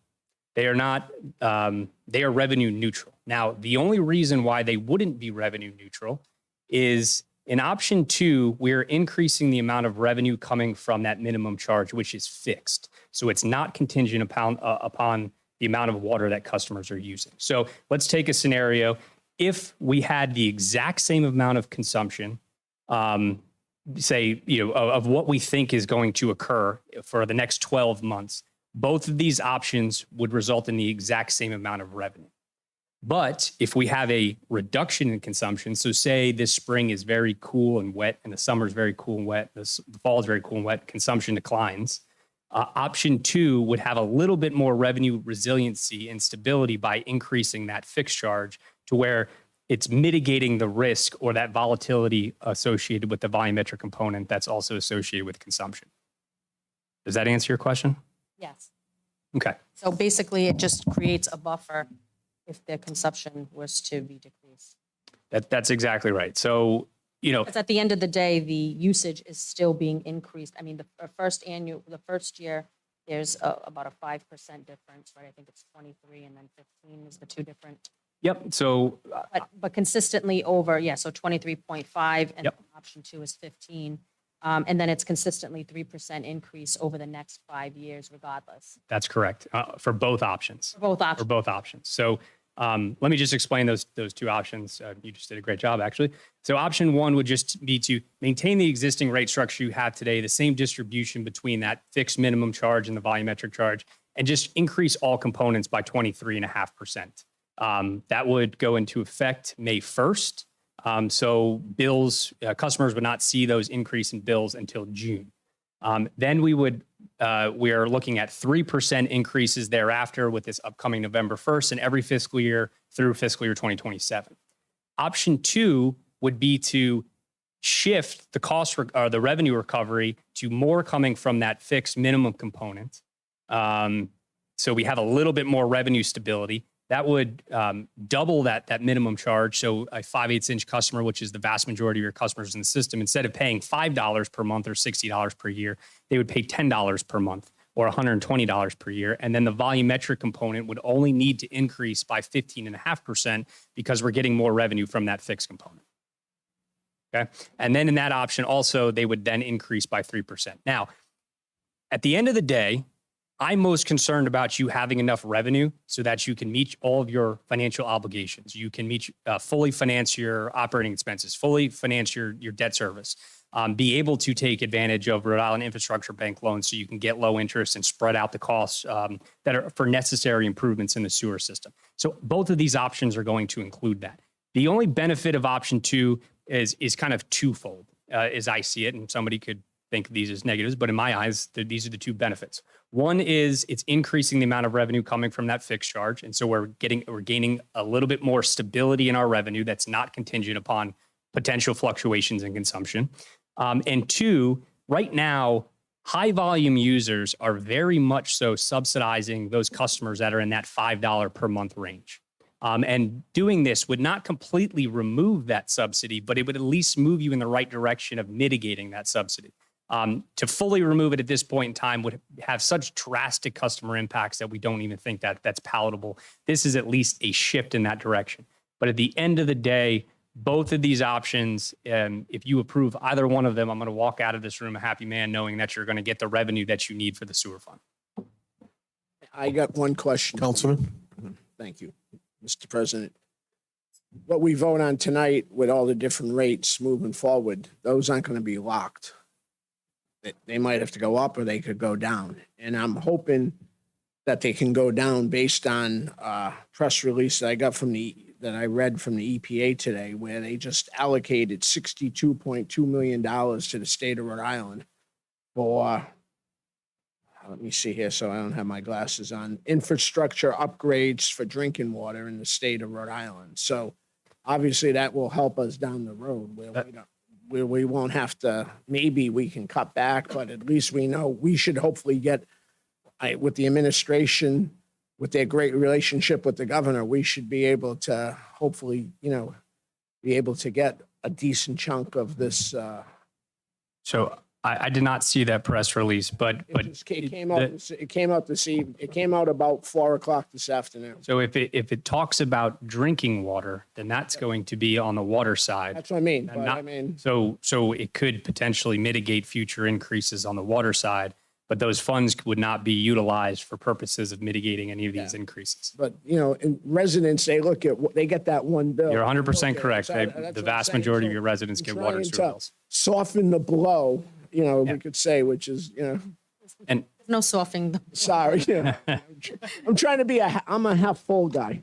So, Well, because the rates already Yeah. are, not the rates, excuse me, but when we look at the bill or majority, your sewer charge is in some instances double of your usage. Yeah. And now with this increase, it's going to be substantially different. It's going to be for some triple, and others maybe. Yeah. So I'll let you finish because I do have a question regarding the deficit, and that would be more of a Malcolm question. Than yours. Yeah, just one point on what you just said. Generally speaking, sewer bills are 2 to 3 times that of water bills across the country. So that's not uncommon. If we go to the next slide, please. Give me a few more minutes and I'll try to wrap this up quickly. So we have a bill comparison on the screen here for two kind of customers. That low volume customer, that 3 CCF, which again is currently being assessed $60 per year. If we were to go with option 1, just across the board, not increasing the amount coming from that fixed minimum charge, that customer's bill would increase by about $15 per year to $75, still incredibly low. In option 2, where we're increasing that fixed charge even more, that charge would double. That 100% seems scary, but it's an additional $60 per year, bringing that minimum volume customer up to $120. That's for that customer, is more negatively impacted by option 2. When we look at a higher volume customer using 12 CCF per month instead of 3 CCF, so you could think of this as a larger single family residential home, maybe 4 or 5 people in the household. You can think of this as your commercial properties. They're all seeing relatively the same increases like this. Under option 1, their bill would go up by that 23.5% essentially, just by the across the board increase from $1,200 per year to $1,500 per year. In option 2, that customer's bill would only increase to $1,400 instead of $1,500. That $714 down there should be $1,230. My apologies. So that would only be a $240 increase instead of a $290 increase. So that's you're by seeing those impacts, you're seeing the at least mitigation of some of that subsidy that's in place right now. It's not fully getting rid of it, but it's squeezing those impacts where those high volume customers are not paying as much as they would have under across the board, which is maintaining that subsidy as it is today. Go to the next slide, please. Just wanted to come back to one of my first slides and look at the comparison again. Even if we went with option 2, which is going to double that the annual bill for that low volume customer from $60 to $120, it's still significantly lower than every other community in Rhode Island, less than double that of West Warwick, and significantly lower than every other community. And that's not assuming that any of these other communities are going to have rate increases, which I know they are. Go to the next slide. So we talked about most of this already. We're hoping that these rate increase, either option 1 or option 2, would go into effect May 1st. Bills would start going out with these increases in June. We're hoping for no more than 3% increases in every fiscal year thereafter out through 2027. But in order to understand if those rate increases are adequate or if they're too much, we're going to reevaluate this on an annual basis starting within the next 6 months or so before your upcoming fiscal year in November, just to ensure we're on track and things are lining up where we think they're going to. And with that being said, thank you. Thank you for the presentation. One question I have, can you explain for us the relationship with, and I don't know if the name has changed, but the Suez company, which is operating the sewage plant, at least the one in Riverside. I know there's a Narragansett Bay Commission has a portion, Rumford portion mostly, but what is the relationship with Suez? Yeah. So from my understanding, and I'm an economics guy, I'm not an engineer or on the operations side. Dan, I think, is watching from home with his new baby girl, so he's probably going to be screaming that I'm not answering this correctly. But Suez is operating the one treatment plant that you have within the city, so you don't have. It's a contract operation. This is very common for communities across the country and in New England to have a company actually run your operations for you. A portion of the town is also serviced by the Narragansett Bay Commission, which charges not your customers individually, but charges the city for all of their aggregate retail bills combined, and they send you a bill for all those services for those customers that are provided service by the Narragansett Bay Commission. And you probably don't know this. I don't know if Eric might know this. The capping of those plants, the odor control, is that? I know we were waiting for material and get an update on that. Hi, good evening, Council President, council members. Nice to meet you. I'm Eric Skadberg, city engineer. We do have the materials to cover the primary clarifiers. What we're waiting for right now is the odor control unit, which has been delayed due to building, constructing, supply, demand, exactly. So we're hopeful to get that going just as soon as we possibly can. Okay, thank you. And just to step back, you were mentioning Suez. So Veolia actually bought out Suez. So it started out as United Water, and then I think I went to United Water, Suez, and then Suez, and now it's Veolia. Thank you. The update. Eric, do you anticipate any infrastructure upgrades that we may have to borrow money for at the plant?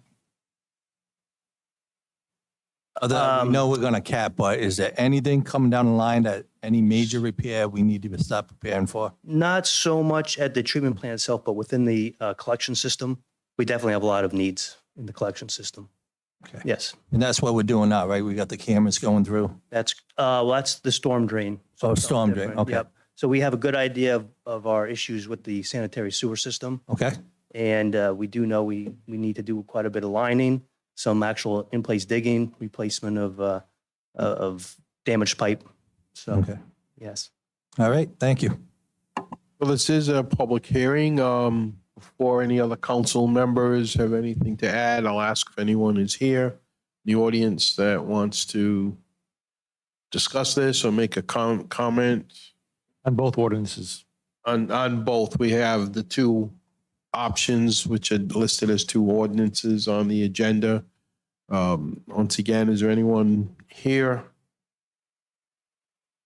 Hearing none, what is your pleasure? I did have a question for Malcolm regarding the revenue. So I know we've mentioned that there were deficits that the general fund was supplanting. Does that include back pay or non-paid water or sewer bills? Because I would imagine some of that would factor into the collected. Well, that is true, because if we bill out 14 million, we won't collect 100% of that. So if you're only collecting 13 million, there's a million in outstanding accounts receivable that the city would have to fund until those are collected. Do we know what that number is for this fiscal year? Or what last year's potentially was? I could get that for you. Off the top of my head, I want to say it's 2 million, but I'm not sure. So that does contribute to some of that deficit with the general fund needing to. So if all, like anything, if all bills or all money were collected for the services provided to businesses and residents, then we would be in a better, we wouldn't be in a deficit and needing to be not in a deficit, but we wouldn't As always much, be right. needing to be borrowing from the general fund. And there's two components to it. When the wastewater plant bills 13 million, I show 13 million, or the city shows 13 million of revenue. However, you may collect only 12 million of cash. So even though you've billed 13, you're saying, well, you got 13 million. Well, we only collected 12 million of cash, which means the city had to front that. Right. So you get into, it says revenue, but that's not always cash. Right. Okay, thank you. Thank you, Councilwoman. Any other comments or questions? Ready for a motion? Make a motion that we approve option number 2.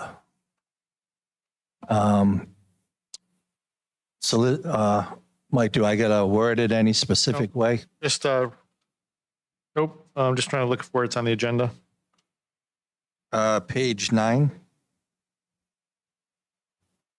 Nope, I'm sorry, I'm lying to you. Page, is it 7? So you're going to table, I guess for the first would be to approve item 13.3. After the close, Council President, you need to formally close the public hearing. So you could just, We will do just that. I'll officially close the public hearing and now entertain that motion. Councilman Lawson, do we have to disavow option? we're going to table it after they pass Okay, this one. afterwards. I don't know how this vote will go, so if it goes down, then we have to leave the other option open. So let's see how this vote goes first. Thank you. So the I'll motion make a is for motion that option we 2. approve option number 2. Which is ordinance number 13.3 on the agenda. Item number 3. I'll second that motion. So the motion by Councilman Lawson, seconded by Councilman Fogarty for option 2 is listed on the agenda as amended, entitled Utilities. Madam Clerk, would you please call the roll? Yes, sir. Councilman Fogarty? Aye. Councilman Lawson? Aye. Council Vice President Rego? Aye. Councilwoman Souza? So just before I vote on this, I just want to make a comment based on both of Sure. our choices here. I understand the need and do not disagree with the need of having to increase to help support our infrastructure and to keep it functioning as it must and should, so that we have good drinking water and that we have all of the infrastructure throughout the city to be able to provide that effectively and safely. As I mentioned before in previous discussions, as this has come before the council, the population in which I serve in the center of the city is very diverse. So I do have obviously business owners, restaurants, and then I have residents, elderly, low income, and for my personally, having gone through the numbers and spoken with those that I serve, option one of the two that is most beneficial to those that I represent is number 1 for the residential. Obviously, for the business owner, the restaurants, or large consumers, 2 is a better option for them because it does give them substantial relief compared to the resident. But I know that our residents are the ones who are here day in, day out using the water or lack thereof if they're a low volume user. So for me, on this particular item, I vote nay on 2 because it does not meet the need of the residents that I support in the community. And that's why I wanted to clarify that both options get us to where we need to go. So it's not going to negatively affect the way we need to collect the funds. It's just done in a different manner, something that might be easily budgeted on a month-to-month basis for those who need to reconfigure their finances in lieu of the increases. So thank you for that. And again, my vote is nay. And Council President Rodrick? Aye.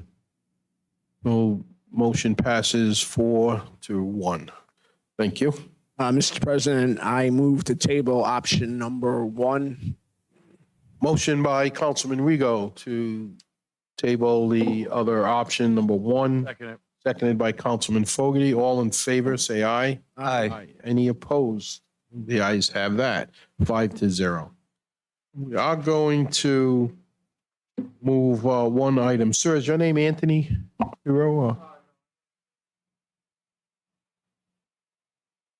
Okay, so if you've been waiting patiently, if without objection from the council, if you'd like to come forward on page 5 of the agenda, under the applications for license, number 7.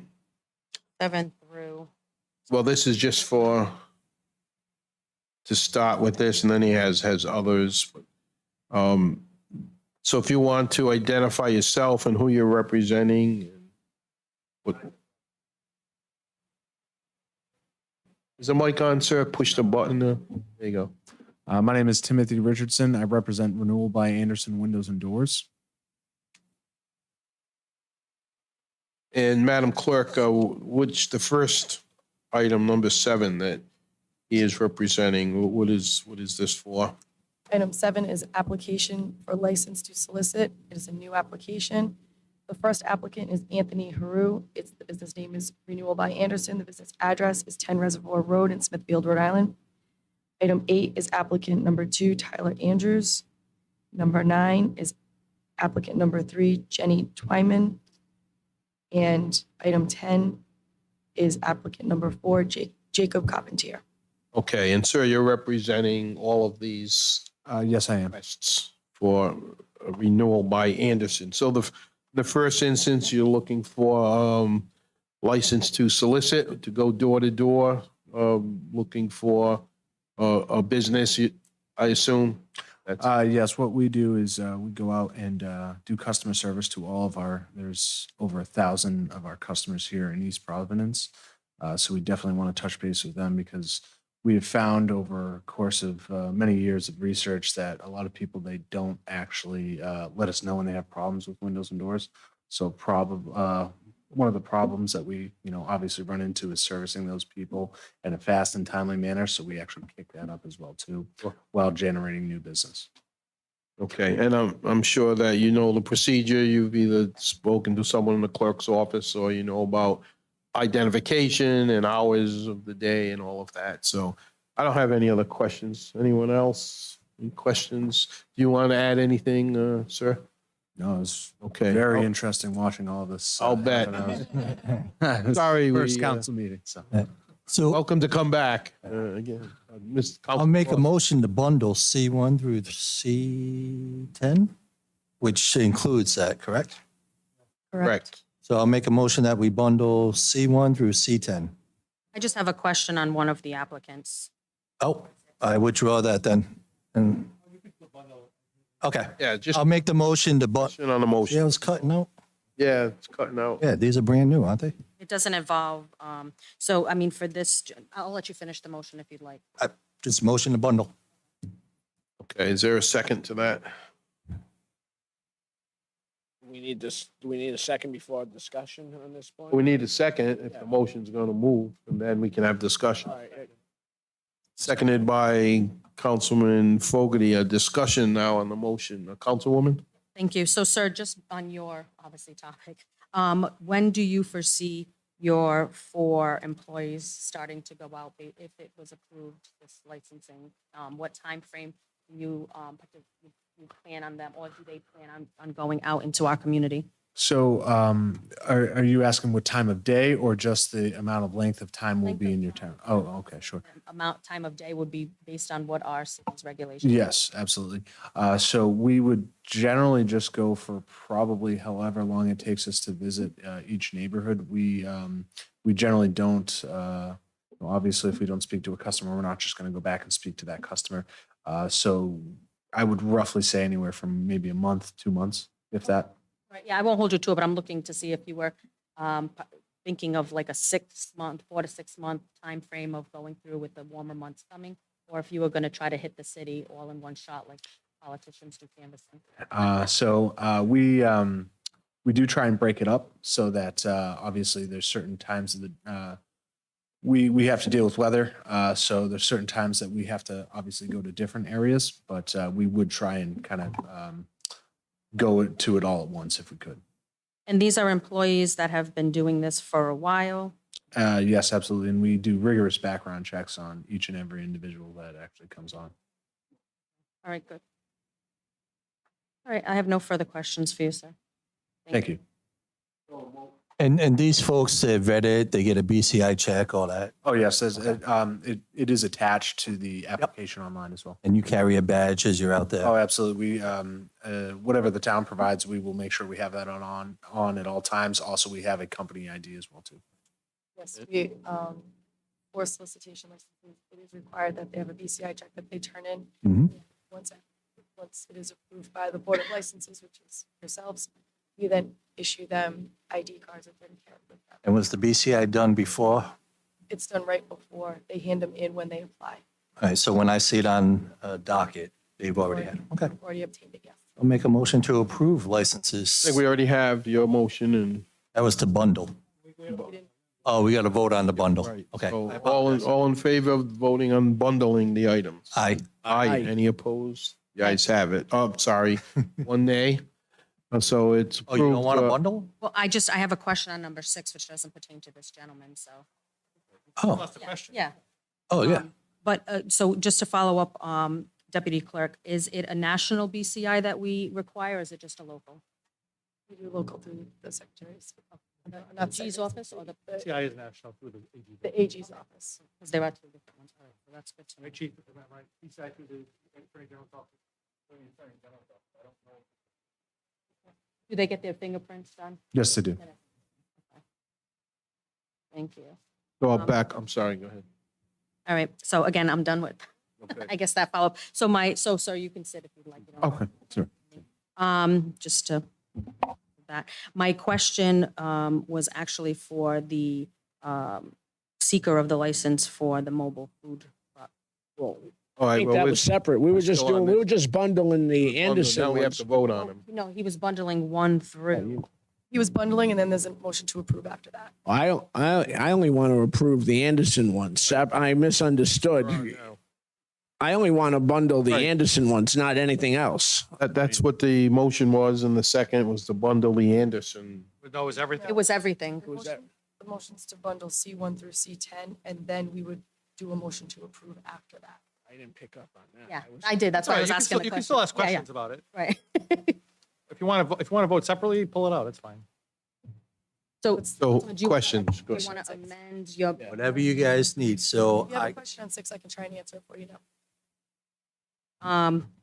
is it the concern that we're not going to approve a license, or do you just want to have a talk about a license? Because if there's a chance we're not going to approve one, I'll pull the bundle back. Yeah, I need more information about 6. Okay. Okay. Mr. Solicitor, what's the verbiage I need to pull How it about back? you would just withdraw your motion and we'll go through one at a time. Even though we voted? Yeah. That's okay. I withdraw my motion to bundle. Draw your second. Thank you. So All those in favor of withdrawing the bundle? Aye. Any opposed? The ayes have it. All right, Thank thank you. That's okay. Thank So you. I'll- Councilwoman, so- your question. So, Now we're going to go through each one. So let's go through well, can I just? C1. What do you want to go? I'm sorry. So let's just make this easy. I make a motion to bundle application 7, 8, 9, and 10, which is the Anderson renewal that we have already discussed. I second that motion. Motion made by Councilwoman Souza, seconded by Councilman Rigo to bundle those as described. All in favor? Aye. Any opposed? The ayes have it. Motion to approve those? Yeah, make a motion to approve licensing 7, 8, 9, and 10. Is there a second to that? Second. Oh, we bundled first. The bundle, now we're Second. approving. I'll second that motion. Councilman Enrico, second. All in favor of the approval? Aye. Aye. Aye. Any opposed? Hey, sir, you're all set. Thank you for waiting. Good luck. Good luck, Madam Clerk. Then the next license. Do we want to just go down? 1, 2. That was me. Yes, I and second- Councilman I Rigo second. seconded. So before that, we should probably revert back. And I think we haven't done the consent calendar. We have C1, not. we got to do C1. We have to do the other licenses. Right, but, Oh, you wanna go but even before that, so we can try to stay in order now. All right. Because I think we've moved everyone up that needs to. So we're back to the consent calendar, Madam Clerk. I'll make a motion to approve the consent calendar. Second. Motion by Councilman Lawson, seconded by Councilwoman Souza. All in favor? Aye. Aye. Any opposed? The ayes have it, 5-0. Did we seal the executive session? Yes, Yes. Did earlier. that, okay. Okay. Next, Madam Clerk. Next would be License. licenses for non-public hearing. One would be the block party. Applicant is Rob Armstrong. The application is 187 North Brow Street. It's the Sacred Cow. Date and time of the function is May 28th, 2023, 4:30 PM through 8 PM. The streets to be closed would be Cross Street from North Brow to Summit Street. Chief, any issue with that? They've done this before, correct? Correct? Right at the bottom. Yeah, they've done it several times. Okay. Never had any issues. Unless there's discussion, I'll make a motion to approve this one. Second. You're good with that? It's Yeah, I've your- attended it's your- these. yeah. They've been, Yeah, Yeah, they're fun. They're a good time. I always defer to who's ever back I would at there. prefer better sidewalks and crosswalks around that area for these things. And so, Chief, so you don't have to get up and down. Is there any here that you want to make a comment on? Oh, okay. All right, let's finish this. You motion by Councilman That Lawson. we approve C1. Right. Seconded by Councilwoman Souza. All in favor? Aye. Aye. Aye. Any opposed? The ayes have it, 5-0. And we probably could have bundled two with it because it's Sacred Cow again. Sorry, I'll just. Go ahead, Madam Clerk, just one at a time. Number two is a one-day entertainment license. It's also new. It's the same applicant. And this time it's for the entertainment, so it's live music. Make a motion to approve. Second. Motion by Councilman Lawson, seconded by Councilwoman Souza. All in favor? Aye. Aye. Any opposed? The ayes have that, 5-0.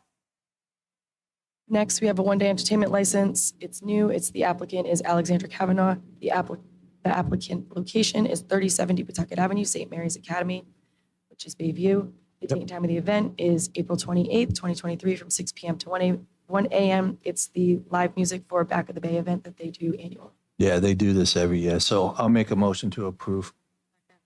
Motion by Councilman Lawson, seconded by Councilwoman Souza to approve. All in favor? Aye. Aye. No. Any opposition? The ayes have that, 5-0. The next applicant would be the one-day entertainment license for Albert Cho. It's 69 Brown Street. It is at his home. The date and time of the function is April 23rd, 2023, 11 AM to 3 PM, and the entertainment would be music. Motion to approve. Second. Motion to approve. Councilwoman Souza, seconded by Councilman Lawson. All in favor? Aye. Any opposed?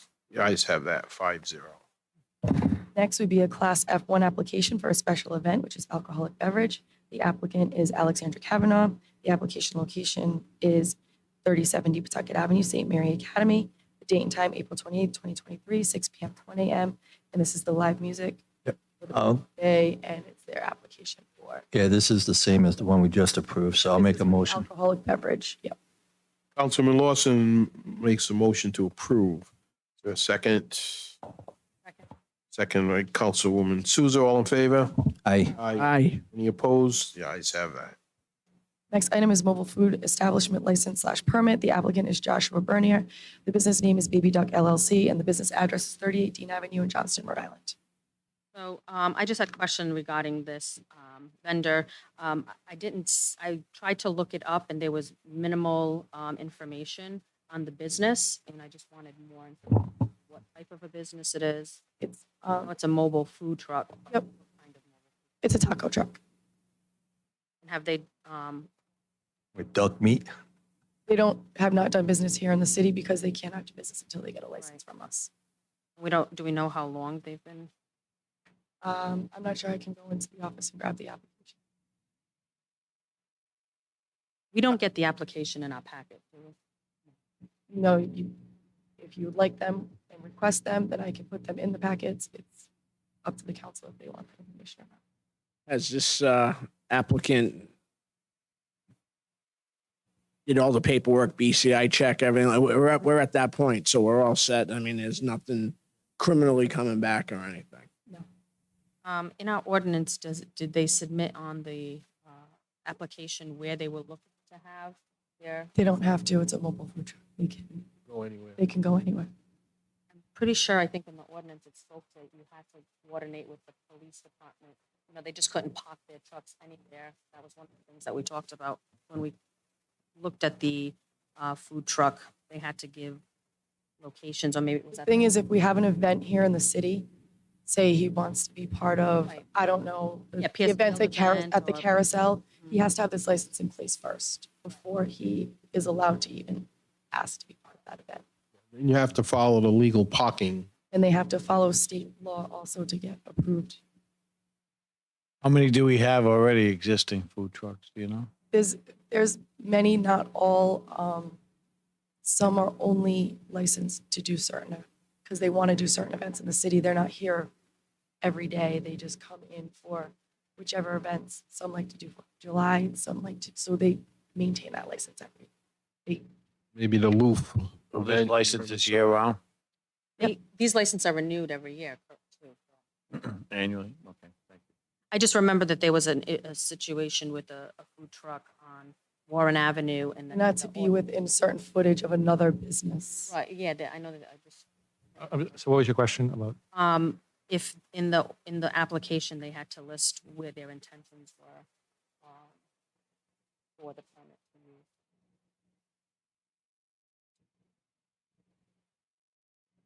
No, the territorial limits are set forth in the ordinance 8-587, but they don't have to put it in their Application.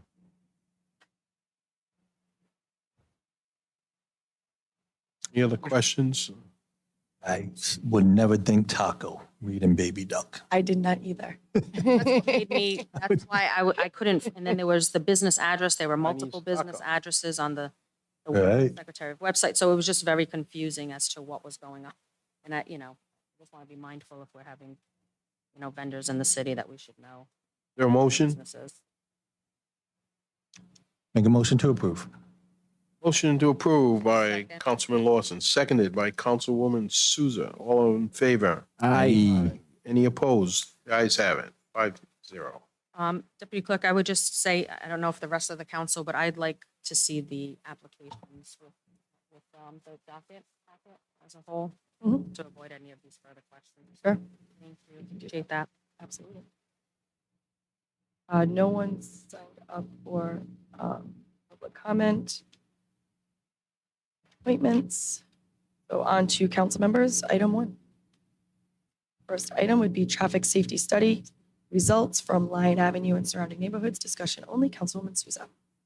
Thank you, Deputy Clerk. I did, Chief, receive through the Deputy Clerk the results of the Lyon Ave Moran traffic study.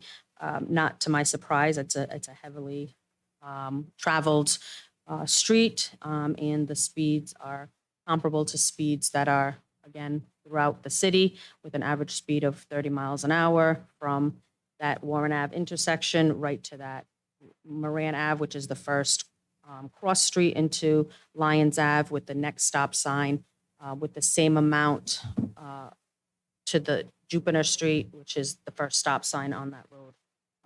Where if I would say that if we were to see the traffic study closer to the stop sign, that speed limit would probably be higher, given the length that they would be able to travel before getting to that stop sign.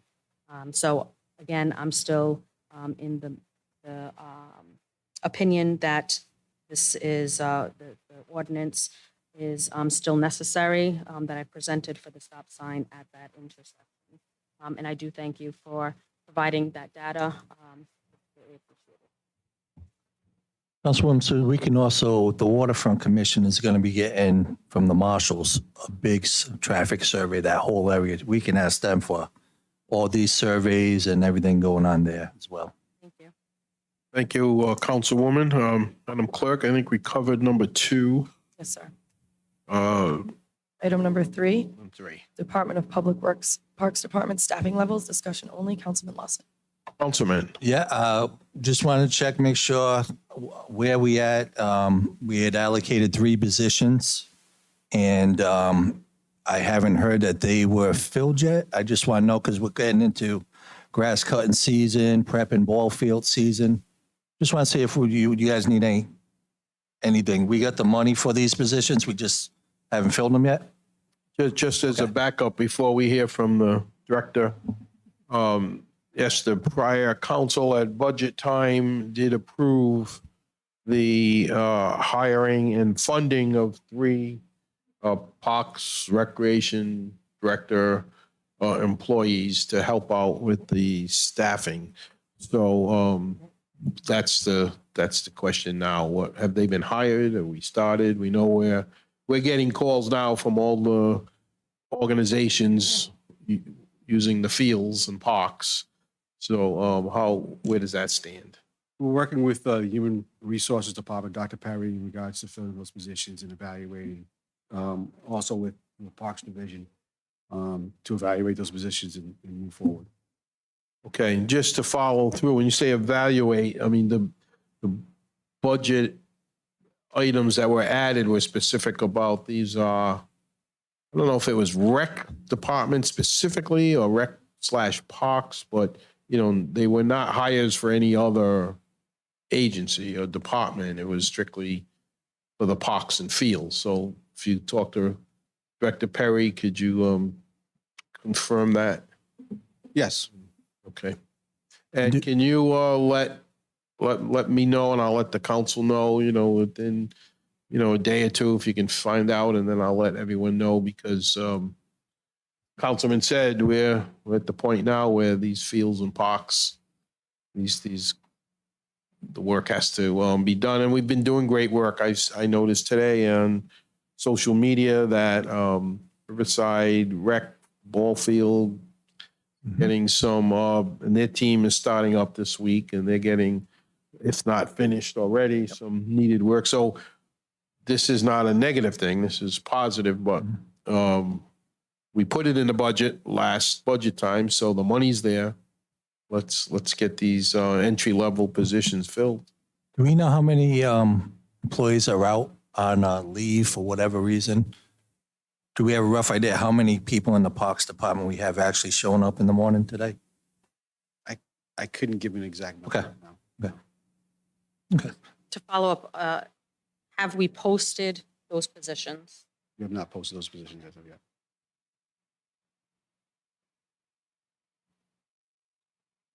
Okay. Was the Okay, Councilman, thank you. Next item is also Councilman Lawson. Madam Clerk, if you want to read it. Yes. Next item is update on Crescent Park concession, cement pad and landscaping project. Discussion only. Councilman Lawson.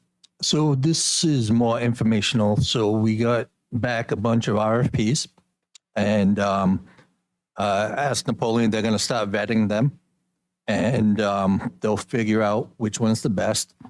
And then I'm assuming once you guys figure out which one, then you come to us and we'll approve the contract. Yes. So Yes, rough time frame of, I know you guys are busy, of when you'll be able to vet them. And So, yes. so by next meeting, we'll have a choice. Thank you, guys. Sure. Okay. And the pad, we want architectural engineering, so we know drainage and where to run conduits and stuff like that. So I've had people ask, why does it take more to drop a pad? But there's more than just dropping the cement in. Yeah. Thank you guys very much for that. Okay. Appreciate it. Thank you. Thank you, Councilman. Number 5, we covered for Councilman Rigo. And Madam Clerk, could you read number 6, which is Councilman Rigo? Yes, sir. Repair of city curb on Thatcher Street, Wilson Avenue to Hoyt Ave. Discussion only. Council Vice President Rigo. Thank you. I've gotten a couple of calls from people who live on that end of Thatcher Street about the condition of curbs. So I'm just bringing it to the administration's attention. I don't know exactly what can be done, but if we can go out there and look at it and see where we are. I've had a couple of people have issues with tires being blown out and et cetera, but just bringing it here to see if there's anything that we can help the people on that end of Thatcher Street with. Thank you. Yeah, so closer to Wilson Avenue, the curbing there is an old cement concrete curbing that's really fallen apart. The city no longer approves that type of curbing. It has to be granite curbing. We have a contractor who can do curbing, but it's $90 a linear foot. So if you're going to assume that you're going to do Thatcher Street, it's about a 1,000-foot long road. You got two sides, you got 2,000 feet, so you're talking $180,000 roughly to put granite curbing in there. And you bring up Thatcher Street, but we've had other streets brought up in the past, and how you evaluate which one you do first or go down that road, I guess we can leave that up to you folks, but At 180,000, I would rather have it go towards my rescue. So you answered my question. fair enough. Thank you very Thank much. Yep. Eric, I just have a question regarding that figure. Is that with the purchasing of the granite curbing and then the installation? That's correct. I recall probably more than decades ago, I think, that there was like an assistance that the city did where if the person purchased their own granite curbing and if there was a street project around the time, then the city, it was like there was a mutual assistance. Is that, what number would that look like?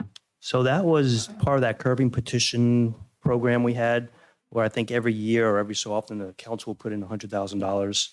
And what that would go towards is the city would go out to bid for the material, so for the granite.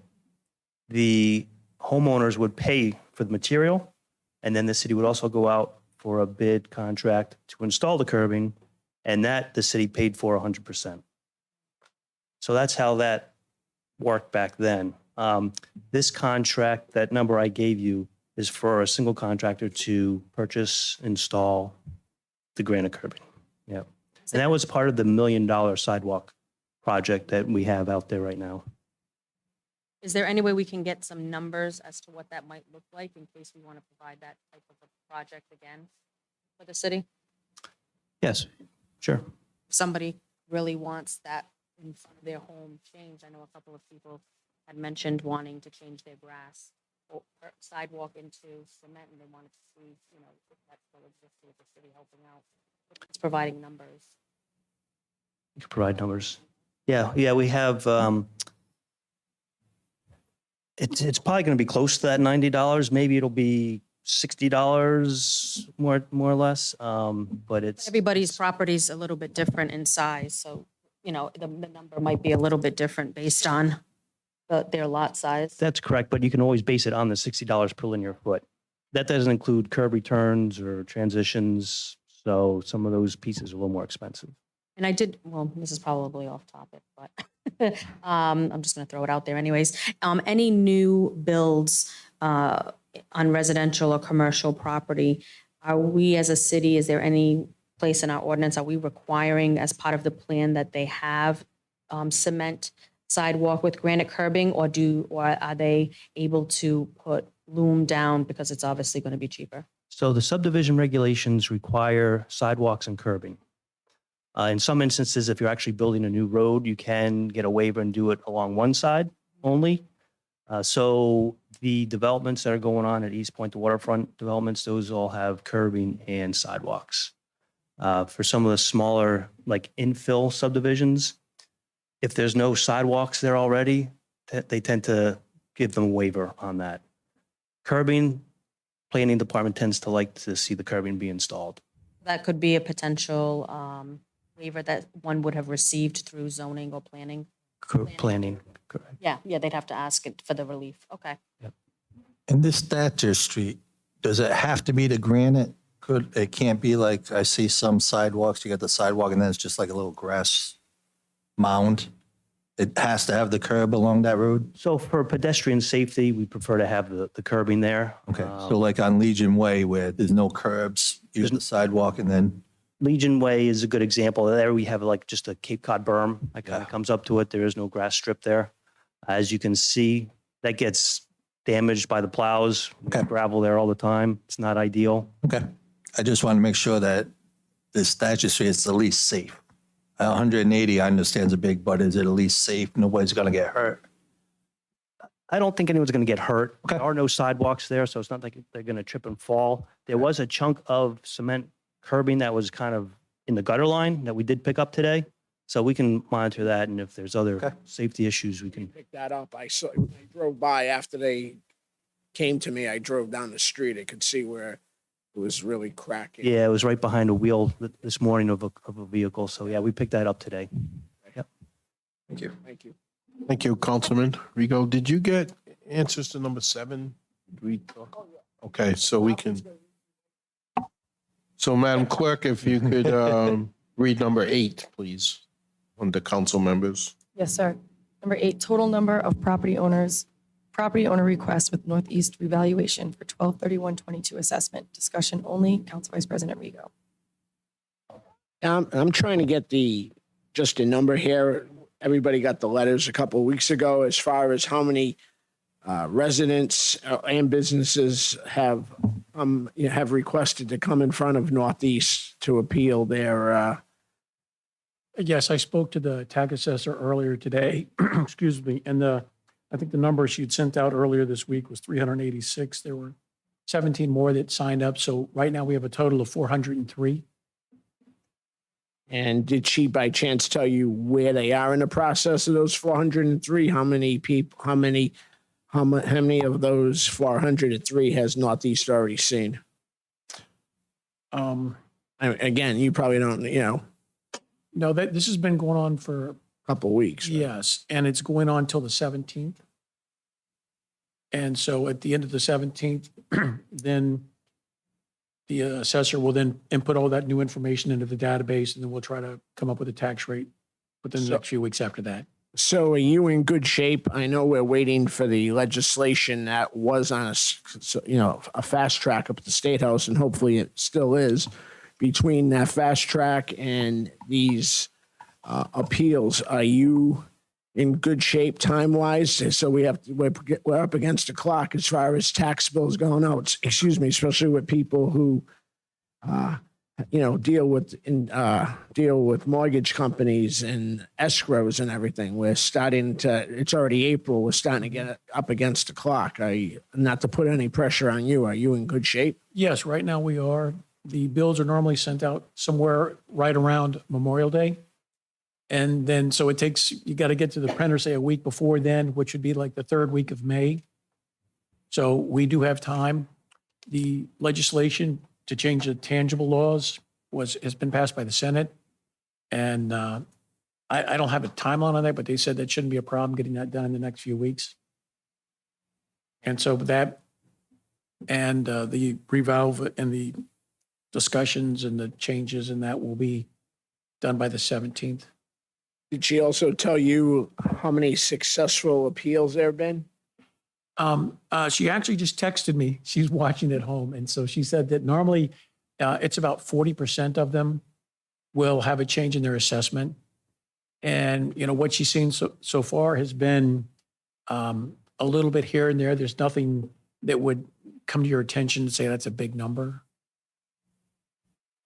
So we're going to be in good shape as far as knowing where the base is and everything. It isn't going to be a big fluctuation. It's not going to, to impact you. So you can almost be starting to do some projections, and hopefully the state comes through on their end. Correct. I did see, excuse me, through the chair. I did sit through the process on Friday with a couple of constituents, and they were very smoothly impressed, and it went well. And their tax rate and their property value was off, and the process is pretty smooth. So those that are watching at home, I would definitely make an appointment to go if you have any concerns or questions. Are very accommodating, smooth appointments. So. And normally they're opening, they'll sit and listen, and they're not always 100% correct. And so it's possible that they could have picked something up accidentally. They put it on the wrong line. Majority of them are residential. I think she had said there were 324 residential and 62 commercial. Yeah, and that was transferred ownership from the passive, right? This is a new company. Yes. Yes. So they're transferring paperwork that's of old. So Correct. there is mistakes in there, so people know. There was some numbers of mistakes on the values. And one thing we would Especially for the constituent I had sat with, the value was off by a few $100,000, and the year was off. So if you have questions and concerns, definitely make an appointment. Thank you. That's dedication for you when our tax assessor is home watching our meeting. Number 9, Madam Clerk. Number 9, City Council hiring of outside legal counsel. Discussion only. Council Vice President Vigo. Councilman. Thank you.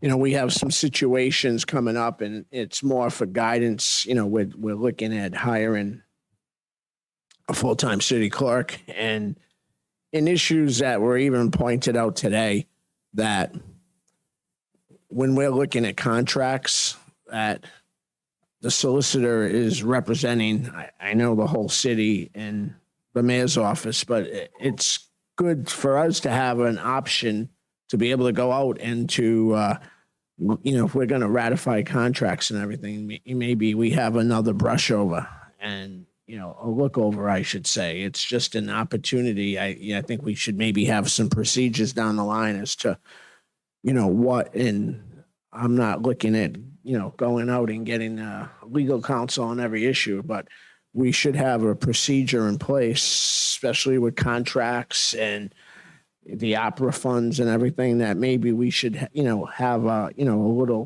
second opinion. That's what I'm looking for. I think, Mr.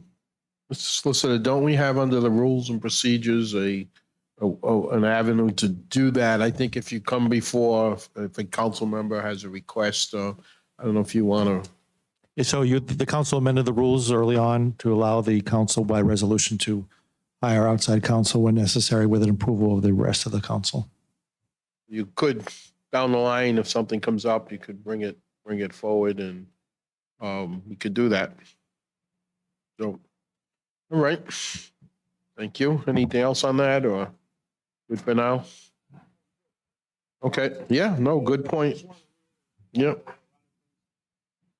Council President, does it make sense for us to end on the city clerk issue and finish everything else first? We could, yes, we could finish everything else first. And I'm going to suggest to us, I mean, it doesn't matter to me either way, but I think we could just have the discussion right here and ask Councilwoman Souza to issue her report on the clerk. As long as we don't mention names. Oh, don't mention the. Yeah, so I just, Because we're only talking about procedures and, nothing confidential will come out.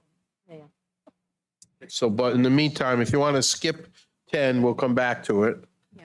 And, okay, and Madam Clerk, we would go to number 11, I guess. Oh, never mind, we did that already, okay. Public hearings. Move to public hearing. This is the stop sign Anna requested. Yes. Yep.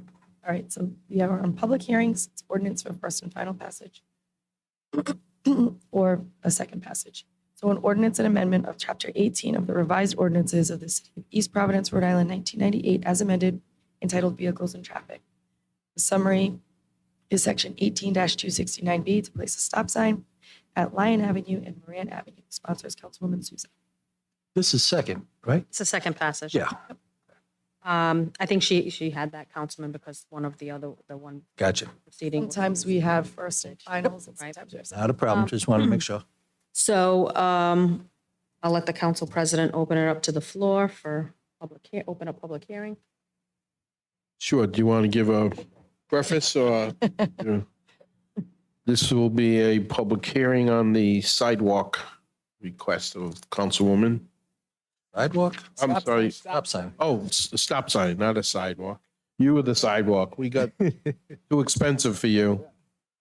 Even for me. So this is a public hearing. Do you want to start with? Sure.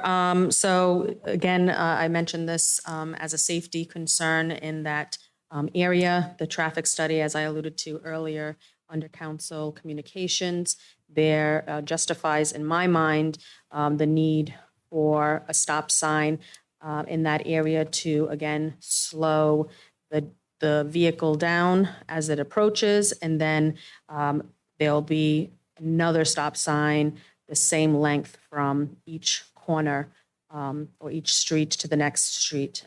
Again, just helping to reduce or minimize the speed of travel down that very lengthy street, avenue, I should say, Lyons Avenue. We know that that is a area that has athletics field complex. We have an elementary school, so there is quite a bit of traffic, whether it's foot traffic or, as we know, the vehicle traffic and any other auxiliary and scooters.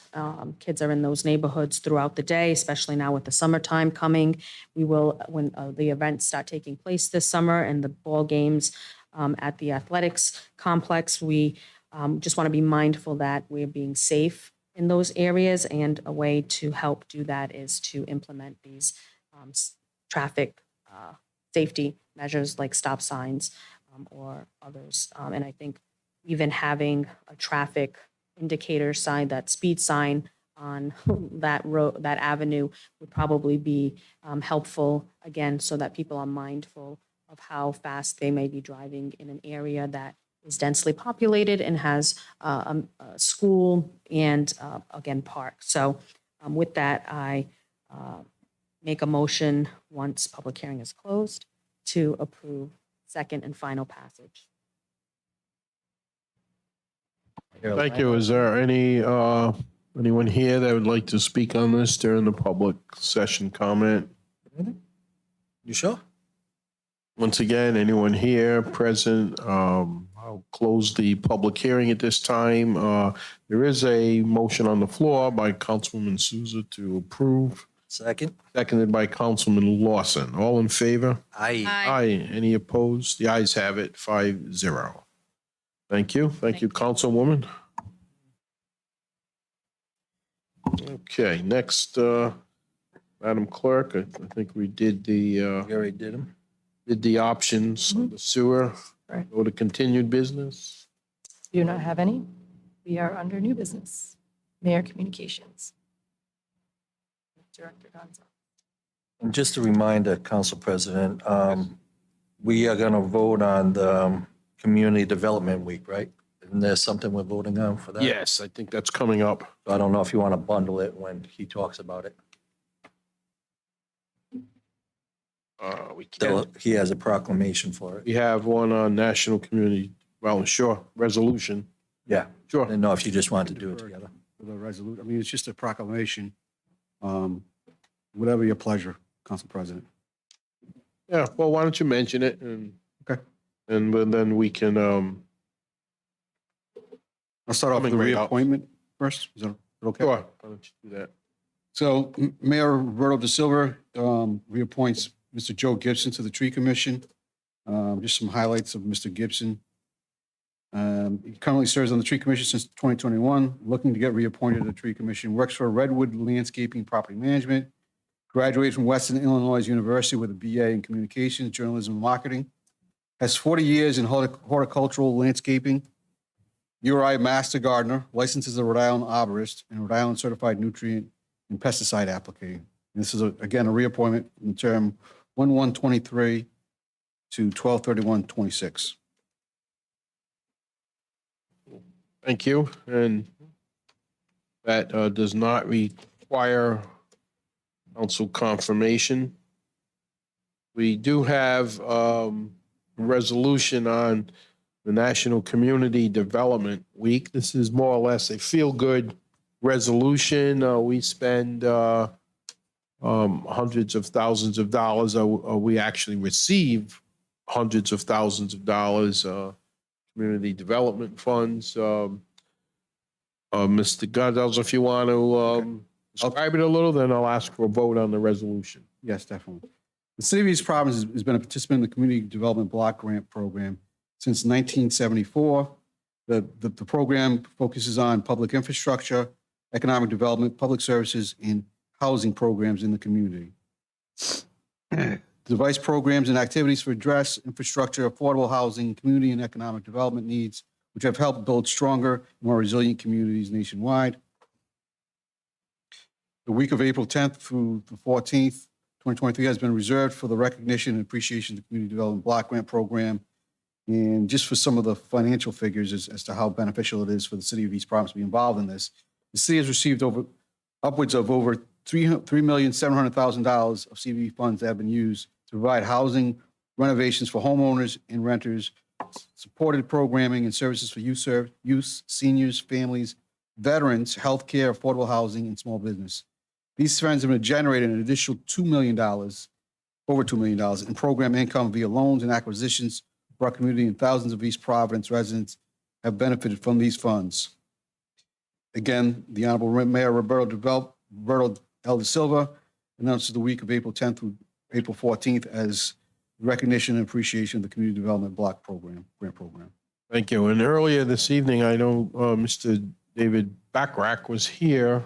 He's a very capable and able person who administers a lot of these as well as other things. And so we're asking to coincide with those, with the mayor's proclamation that there's a resolution that this council supports National Community Development Week, April 10th to 14th. I think it's pretty self-explanatory. There's either discussion and or motion. I will say David serves those in need, and we do have those in need, and I'm very grateful that Dave bust his butt to take care of things.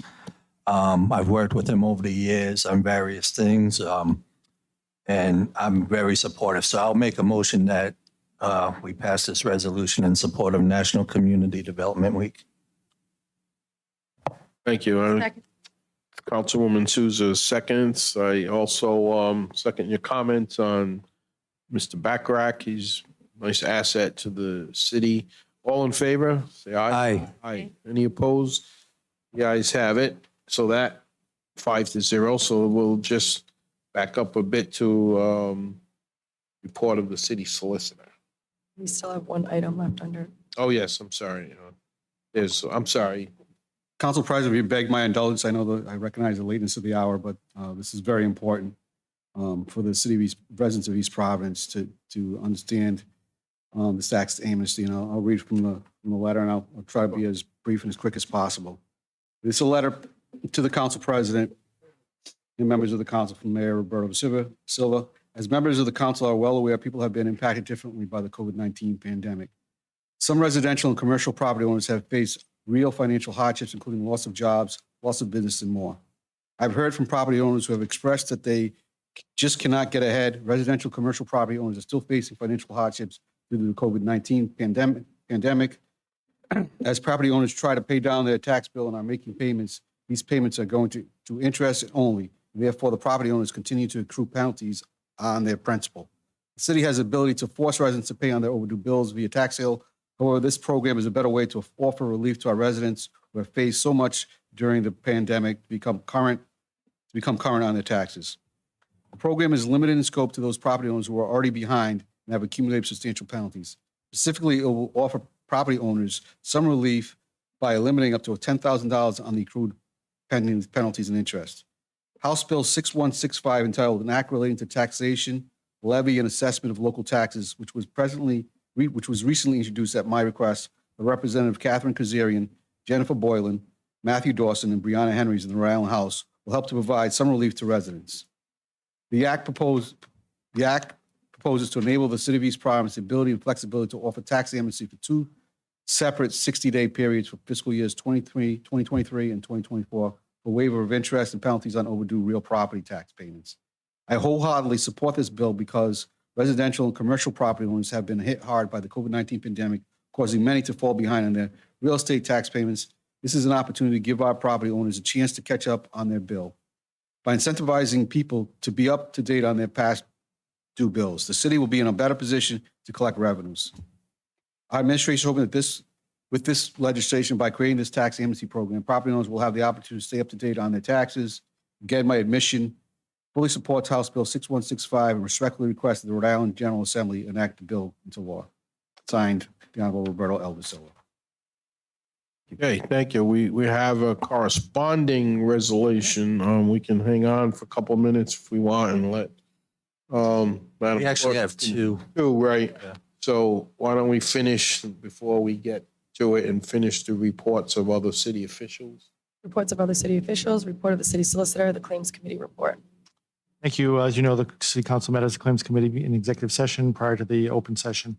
The the claim of Ms. Gomes of the amount of $863.90, 92 cents was denied. The sewer abatement charges of $71.31 of Tiffany Totten was approved, subject to the individual meeting the requirements of the ordinance, including becoming current on her bill. And the request for sewer abatement in the amount of $731.18 of the Thomas Riley trustee was approved. That includes my claims committee report. I know the council had asked to keep you apprised of the status of the tax ratio bill, the 200%. I'm pleased to report that the Senate Bill 7240 passed the Senate on March 30th and is now referred to the House Committee on Municipal Government. So that's a good step in the right process. The House Bill 5605 was heard on 3/7/2023 and was held for further study. The House bill needs to be amended to reflect the Senate bill. The assessor had indicated there was a change that she wanted. We've got that in the Senate version. We don't have it in the House. But if the House passes the Senate bill, we're all set. Or if the House amends their bill and sends it to the Senate, we should be all set. So we are making progress, and we hope to get that passed well before the deadline for the bills to be printed. So that would allow us to adjust the tax rates amongst the residential and the commercial. That's the status of that. Okay, thank you. The solicitor, we covered the Community Development Week. Want to continue, Madam Clerk? Looks like number 2. You don't, do you resolution. have a report of the school committee liaison? Or No report from the school committee. resolution number 2, resolution in support of H59. Can I interrupt you for 1 second? There is a verbal report regarding the school committee, and I think most of us here are familiar with the recent annual musical held at East Providence High School, which was called In the Heights. No, not Ken Heights, Councilman Fogarty, but in the Heights. And as most people said in their reviews, and I've been going to those things since the 1960s as a Adult? young kid. No, not an adult. And this was probably the best. It was certainly as good. And just from the East Providence City Council to any of those students and teachers who were involved, I know we want to say congratulations. It was a nice corroboration with middle school music teachers who helped the high school music department and all student production, and the construction shop at the Career Center, which built the backdrops, which many people thought were professional. It was an amazing show, so it did not go unnoticed. Was this the first in the new auditorium? No, there You had was one one last last year. Yep. But this was probably the first real full-blown. Nice. And, you know, that auditorium, people were walking in and just in awe because many had not been there yet. So I did want to pass that along. Thank you. You can continue, Madam Clerk. Yes, sir. Number 2, resolution in support of H5948, which proposes to transfer the tax exemption classification to a surviving spouse until remarriage or death. Sponsor, Council Vice President Rigo. Thank you. I am introducing this resolution on behalf of Representative Catherine Kazarian. She had this passed last year, but it left off the surviving spouse. So this is only to support that the classification and the tax exemption passes along to the surviving spouse, excuse me. Council President, can I just ask, is this income? Is this like the benefits that they receive? No, this would be based, this is their tax exemption off of The veterans. or residential tax exemption. Oh, resident, oh. So so, thi- yeah, okay. This is specific to veterans. Correct. And their spouses. And their spouses. Right now. If the veteran dies, the spouse. Veteran, yeah. So if you recall, the last council passed a resolution, passed an ordinance, got legislation introduced and an ordinance passed that gave the city the ability to give veterans exemptions to veterans that had less than 100% disability.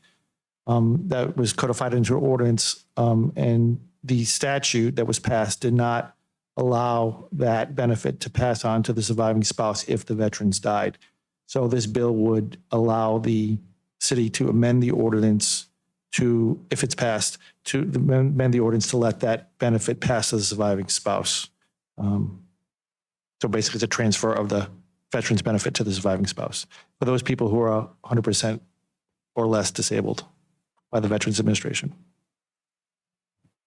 Any further comments on it? If not, Councilman Rigo, would you like to make a motion? Yes, I make a motion that we approve the resolution of House 5948. Second.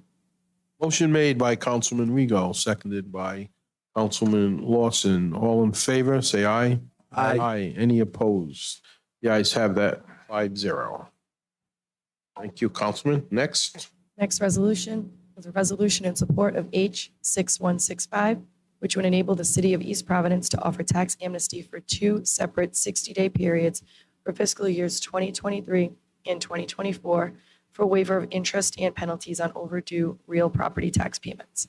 Sponsor is Councilman Lawson. Councilman, you want to start discussion on this? Yeah. So I was asked by the administration to sponsor this, and I think we need to dig into it deeper.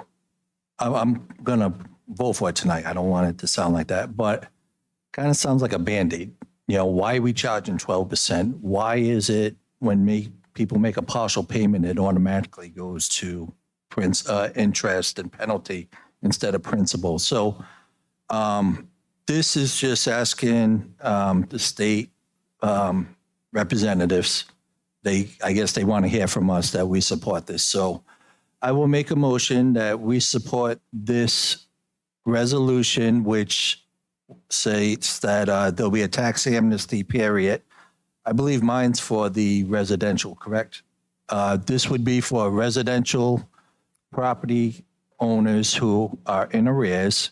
There'll be in 2023 and 2024 a up to 60-day window where they could apply for amnesty, where if they pay the full amount that they owe, we'll drop the interest and the fees. So Correct. And it looks like just those separate 60-day periods, 23, 24, it does not go forward. right. And I would like to address the issue at some point, but for tonight, I'll make a motion that we pass this resolution. So I just have a question, and this is probably a solicited question. So for these two, it expires in 2024, end of fiscal year by the state or the city's fiscal year? City's fiscal year. So, good. So they have a window of 60 days in each of the year. That's what the two represent. Correct? So, Twice within one fiscal year. so let me clarify that. First of all, this is enabling legislation. So the passage of this legislation does not automatically guarantee that the city will have this in place. This would, if it does pass, the city then is is authorized to adopt an ordinance that That was my second question. will address all those questions as to when they are, so the council can set the 60-day period, what the application looks like, the criteria for them. This has a cap on it. So in other words, you can only waive interest and penalties on overdue property tax bills for residential and businesses up to $10,000. So if someone happens to owe property tax, bill that maybe they owe $15,000 in penalties, they will only be able to forgive up to $10,000. So they would still owe the $5,000. And I'm assuming that if this legislation passes, the council in its ordinance can set the criteria. One of the criteria that's usually set is that, one, you have to be current. You have to pay the whole amount. In other words, it's not a partial payment. You've got to come current on all your back taxes up to that amount, and including showing that you're current on your current your taxes. It wouldn't apply for taxes of this year. It's just for going backwards. So again, this is enabling legislation. The council still has to pass an ordinance, go through the public hearing process that we have in an ordinance. If the council doesn't want to adopt an ordinance, it's up to them. But without this ordinance, we're not able, without this legislation passing, we can't offer any amnesty period under the Gotcha. state law. And I asked Malcolm, and maybe he might want to speak to this, but I asked him to run a number So real estate taxes going back to 2005 to 2021, the total amount that the balance is due is 19 million, Malcolm, am I reading that correctly? Yep, 19. 19.9, almost 20 million. And the penalty, this is total, this is not all individual property. This is all properties within the city. I can't point to who's what. But the total penalty would be $494,000. That, again, up to $10,000 of that penalty could be waived. So I don't know, I can't tell you each person how much they owe, but that's the total penalty of interest and late charges accrued on these total number of properties. Do you know if it's state law or local ordinance that sets like the 12%? Very good question. State law allows cities and towns to set the interest rate up to 12%. Certain cities and towns, including the town that I live in, sets the rate at the overdue interest rate at 9%, but it's up to you. But we have the ability to, okay, because that's my biggest concern. Through ordinance when you pass the budget, when the tax rate, because one of the ordinances that you'll pass when the budget is the actual taxation ordinance. Yep. You can set the rate, the interest rate, late penalty rate, or whatever, up to 12%, but you can set it lower if you wanted to. And the state, the law that they want to pass says that the tax assessor makes the decision. I'm kind of thinking, shouldn't the city council handle it like an abatement type thing? Well, it's an overdue tax bill, so I would assume how most cities and towns handle this is it's an application. Yep. If you meet all the criteria that's set forth in the ordinance, administratively, the tax assessor grants the relief, and it's more administrative. What happens if the tax assessor were to deny the relief, the appeal is to the city council. Right. But as the state statute is written now, it's the tax assessor who makes the decision based upon criteria that we would set in the ordinance. So we'd have to have the state law change to have the city council be the. Yeah, and again, that's a policy question, that's a policy decision. But just through working it out, I mean, I don't know how many people would take advantage of this. If you do pass an ordinance, again, the city council still has to pass an ordinance to allow this. If they decide not to do this, that's your choice by not passing the ordinance. But I'm assuming that if it does, I mean, you could get, I've got $20 million of overdue taxes. You could be inundated, and you only have a 60-day period to which to apply and process this. So it generally makes sense to have what we signed up for. Makes sense, in my opinion, to have a staffer who would handle it, who's capable of handling it. So, And it's not arbitrary, right? They go by benchmarks and. you see, whatever the ordinance says. Whatever the ordinance You got to, first of all, it's got to be a written application. It's got to be filled out within that 60-day period. It's up to $10,000. Again, assuming an ordinance is passed, $10,000, and then one of the other criteria that the council puts. And usually it's you've got to become current on all your back taxes. And to me, it sounds just like the abatement process we do. That's why I'm. Well, but the abatement process is proved by the assessor subject to the council. But again, I mean, that's up to you. But as the ordinance is written now, as the statute is written now, we wouldn't be able to change that by ordinance. Right. Make it the council, it's the tax assessor who does it. And do you know if the motor vehicle tax, I know it's done, but is it still on the books that if you're not current with the municipality, you cannot register a vehicle? Or did that go away after the? I still think that's the case. I think there's a block still, yeah. Okay, We can so if send block people haven't been paying their vehicle tax to us, they can't register a vehicle.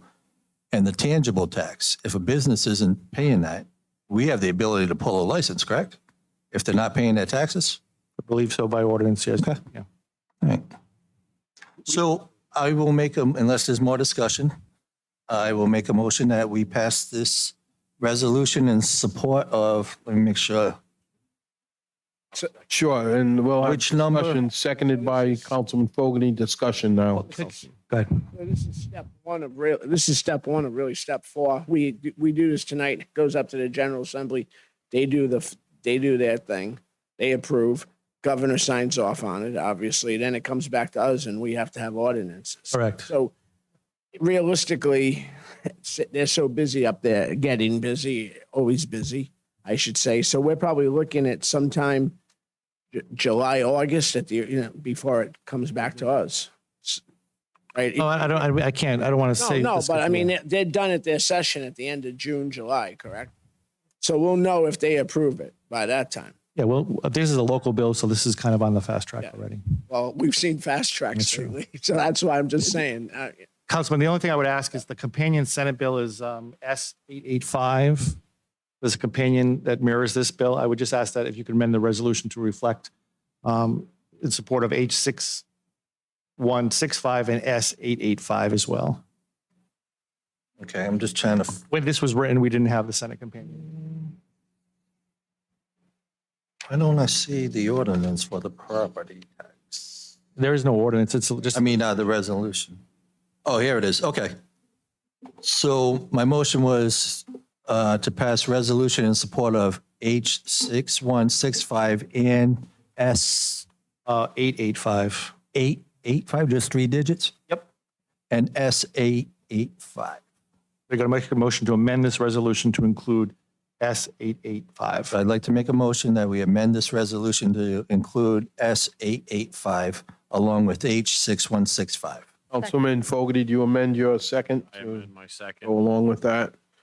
I'll Okay. second that motion. Okay. All in favor of that? So Aye. Aye. The amendment. amendment first. Any opposed? The ayes have it 5-0. Now, Councilman, you want to Make a motion that we pass the resolution as amended. Second. seconded by Councilwoman Souza. All in favor, say aye. Aye. Aye. Aye. Any opposed? The ayes have that 5-0. Thank you. And that was for property. We still got one for tangible and Property motor tax, vehicles. There's 2 separate ones, Council President. Yes, I have the next one. He's the Council, sponsor of you want to read that? Yes, sir. Yeah. Next item, request for reconsideration of resolution in support of H6026, which would enable the city of East Providence to offer tax amnesty for 2 separate 60-day periods for fiscal years 2023 and 2024, a waiver of interest and penalties on overdue tangible tax payments and motor vehicle tax payments. Sponsors, Council President Rodrick. Again, this has a similar window of time. It is not meant to be permanently going forward. Asking to reconsider this, or we asked for a little more information. We didn't have a full council last time. It's something that our state delegation, based on requests from the city, all of them are in support of this, and it's at a point where it's before their leadership, but I wouldn't want to see us not support something that we've asked them to go forward to. And it basically, again, I'll ask the solicitor if you can, anything that I left out there, but it's not intended, people still have to pay what they owe. This is an amnesty for interest only, or penalties.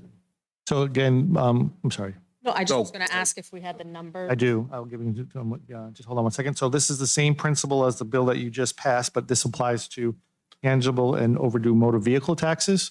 Again, this is enabling legislation only. The council would still have to pass an ordinance and set forth the criteria that will allow them to do this. Again, it does go to the tax assessor by the statute if it does pass. It's 2 60-day periods as well, one for fiscal year 2023 and one for fiscal year 2024. The mayor had indicated, and I don't remember which council member, but someone asked whether you could put a application fee on this. You could do that by ordinance. That was me. Oh, that was you. Yes, yeah. I'm sorry. I forgot. Thank you. Come on. I can't believe I forgot you, Oh, my of all God. people. I'm sorry. But that's something you can do. That's something you could do by ordinance, and maybe the money can go to the rescue. I don't know. But So when is the official motor vehicle taxes going to be stopped being issued by the city? this year, right?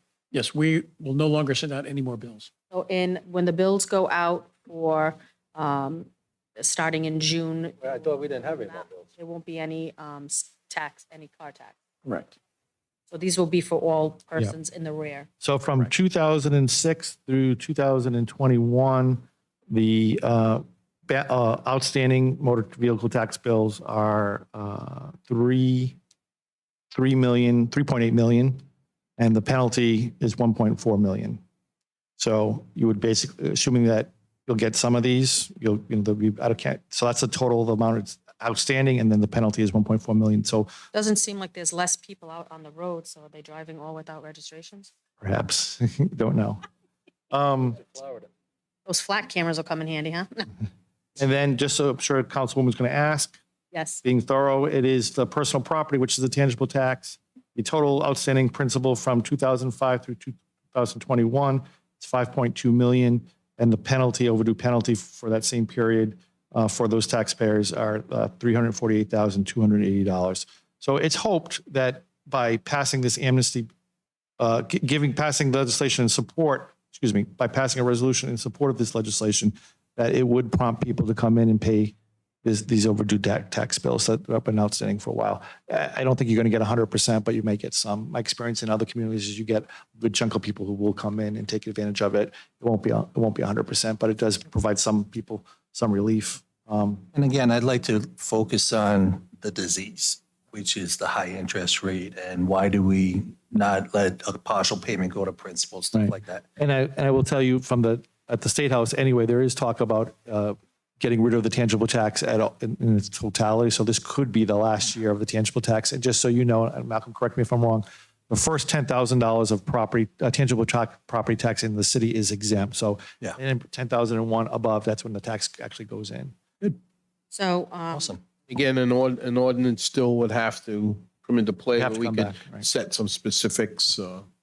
Councilwoman, did you want to? yes, thank you. So I know with the tangible tax, that's something that I, have been working with Malcolm for years on, and so that we actually raised that to the 10,000 because it was lower than that a few years ago. What is the rate? I'm interested to know what the rate of interest is on the vehicle tax, since it seems pretty high compared to the tangible and the property. Well, the interest rate is 18% on everything. I'm sorry, 12%. It used to be 18. They Well, because brought the if we're total a looking few at years the back. numbers, so per what the solicitor mentioned, our car tax, right now we have a deficient, well, what's owed is 3.8 million. Was that the correct number? Okay. And it says the penalties is 1.4 million. Is that correct? Yes. Okay. So in our property tax, the property was 10 million, 19, well, it's to 20, so we'll call it 20 million. But the interest was only 400,000, so that's a significant difference. Well, and That's, I'm sorry, that's because most of it was owed and most of it is more current. So 2021. Of that 19 million, 18 million is owed in 2021. So that's only a 1 year of interest, 2 years of interest. And if you look at the personal property, of the 5.2 million, 4.7 is from 2021. So that's the disparity. And that's Yeah, because, the numbers just didn't seem right. right. Almost 50% in penalties with the mobile. It has to do with the age of the overage, Right. the age of the account. Okay. Malcolm, the bills that go out in June, for what tax year is those? It is for the year ending December 31st, 2022. So when I get a bill this June, it's for 2022? Yes. Okay. Mm-hmm. Because our fiscal year is behind. And just for the public, the tangible tax, that is Equipment. something for like business owners. So if that is true up at the State House, that would be something, legislation that would help business owners. Because I know we want to be a business-friendly city and state. So that's just one more way of being able to help our small businesses, primarily with, and obviously large corporations who house a lot of equipment. That would be a significant assistance. They also did change the state law, and they've put a cap on how high your tangibles can be. And when, Interesting to see how they'd make up the monies. And do we stop accruing interest and penalties at any point, or The only we got good some thing- stuff to clean up? I think the only good thing is we haven't gone to tax sale in the COVID. because of COVID, yeah. So 3 years. We've talked to the mayor recently about that, but he wanted to run his tax amnesty program first and see how that cleared it up. And then maybe we do a tax sale after that. Right, because these numbers would have been lower given Correct. the deficits that we go back. Okay. And Is there a Senate bill that? yes, I'm sorry, I was going to say that. So the Senate companion of this bill is S776. We can amend the resolution to reflect that Right. Senate I companion. make a motion to amend the resolution for reconsideration in support of H6026 and S776 for approval. Thank you, Councilman Fogarty, seconds Councilwoman Souza's motions. Getting late, yes. All in favor? Say Aye. Aye. Any opposed? The ayes have it, 5-0. That I make a motion to approve as amended. Motion made by Council Second. Souza, seconded by Councilman Lawson to approve as amended. All in favor? Aye. Aye. Any opposed? The ayes have it, 5-0. Thank you. Thank you, Councilwoman.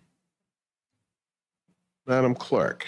Yes, sir. Next item, introduction of ordinances for discussion and possible vote. An ordinance and amendment of Chapter 13 of the revised ordinances of the City of East Providence, Rhode Island, 1998, as amended entitled Public Places. The summary is Section 13-178.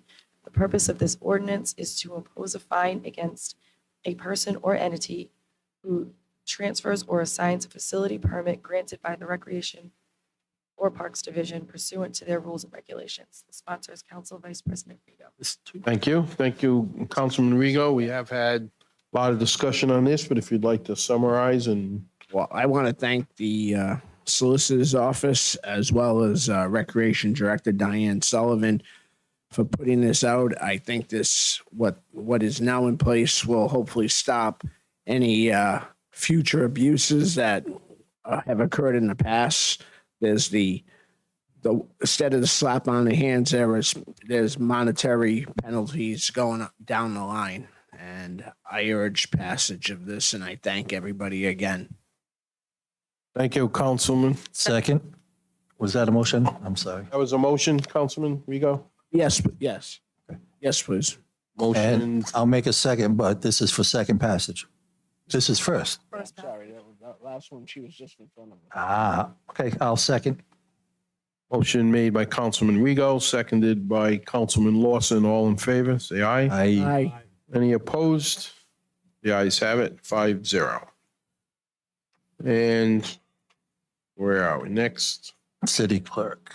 So we're not going to, and I'm going to suggest, unless we decide differently, is not to go back to executive session. We can discuss the procedures facing us to hire a city clerk. We would just not disclose the finalist names in public, and we'll talk about that at another time. But I would ask Councilwoman Souza, first of all, thank her for chairing the committee along with Councilman Lawson to paper screen. I think you had over 70 applications.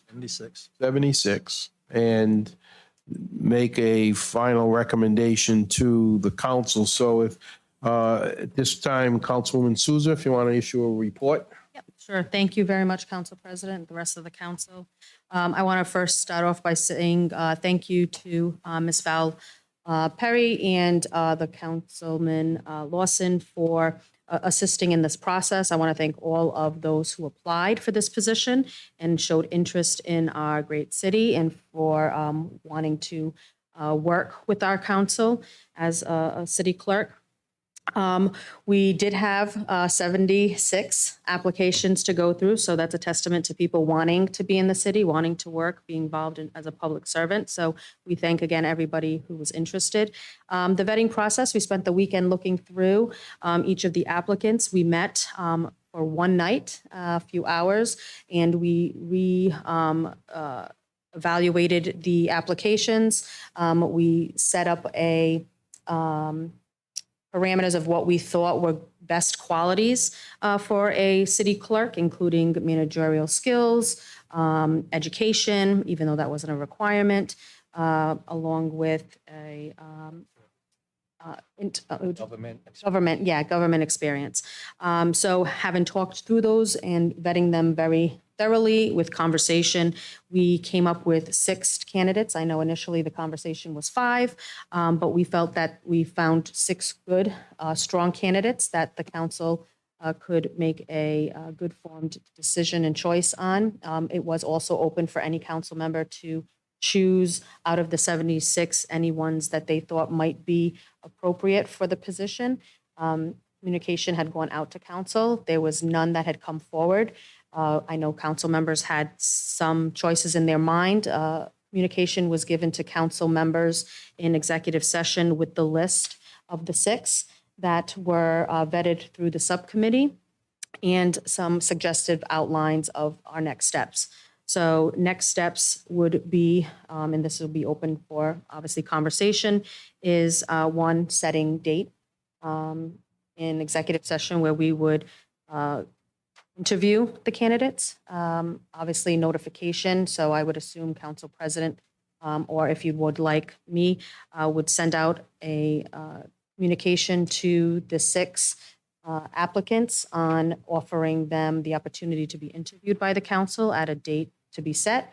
And then we would come up with our interview questions, which again, I had mentioned to council members. I do have some for the interview, and then certainly if there were any questions that a council felt that they would be interested in submitting to myself, I would then add that to our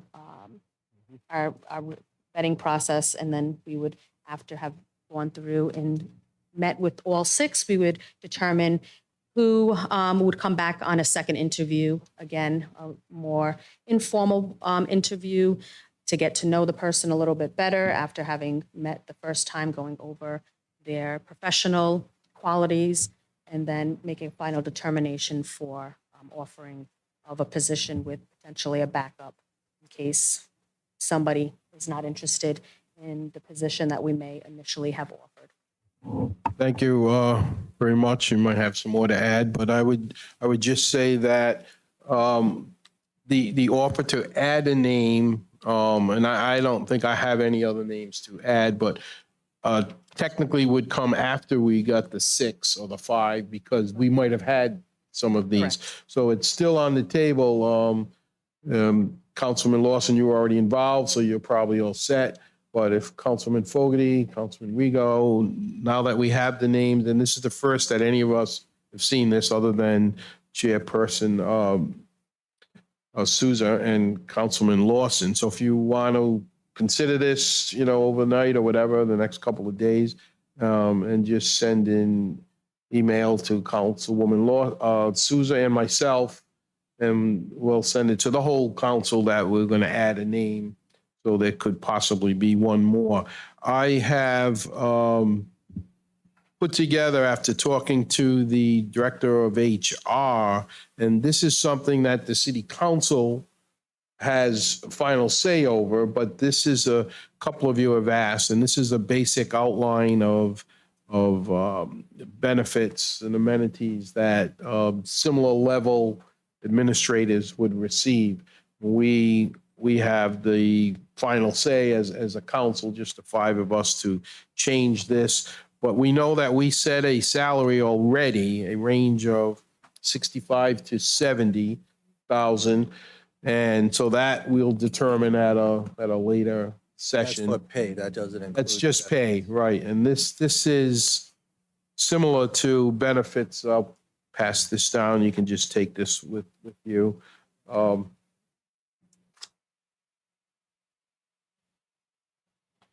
Thank you, sir. You're welcome. Thank you. And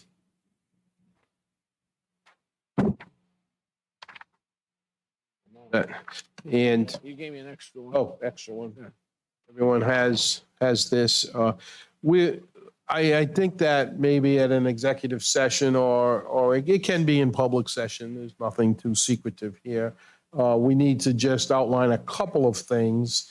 Number one, this is still governed by the current charter. We're not in the new territory yet. So, we're a little limited in some things, but we would have to determine as a group, the 5 of us. I don't know if you discussed this, Councilwoman, in your process, but for instance, I'll give you one example, vacation time.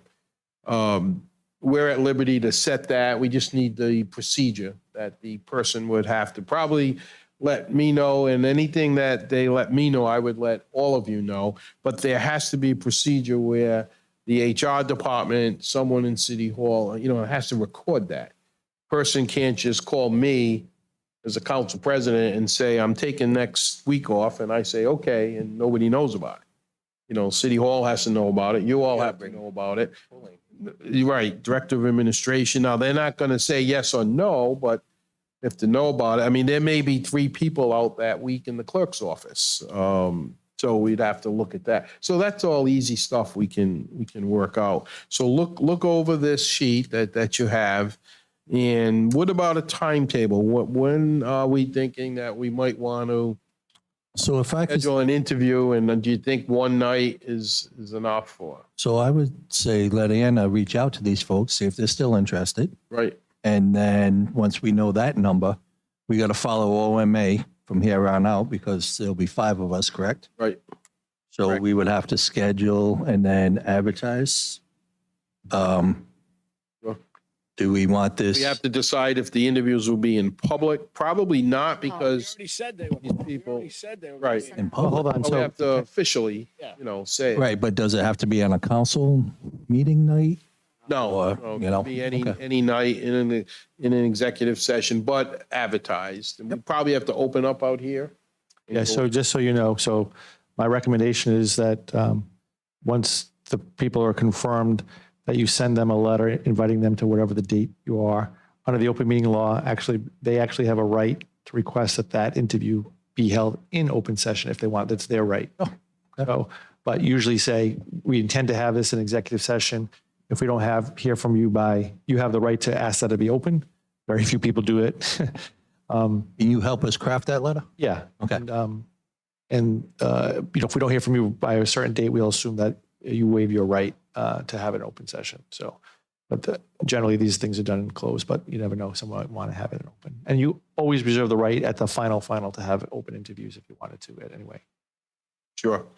And is it okay if Councilwoman Souza reaches out, all 6 say yes, and can he schedule a meeting or do we have to schedule it within a council meeting? You can also communicate amongst yourself only on the scheduling of the date. On the schedule, that's okay, we're not violating it, okay. But you're correct. Once you do have that date, that meeting has to be posted. Yep. And posted and advertised with the proper agenda language as to what you're going to do. Sure. So the first step would be to send a letter to say you've been chosen as a finalist. Please let us know if you're interested in going any further, that kind of thing.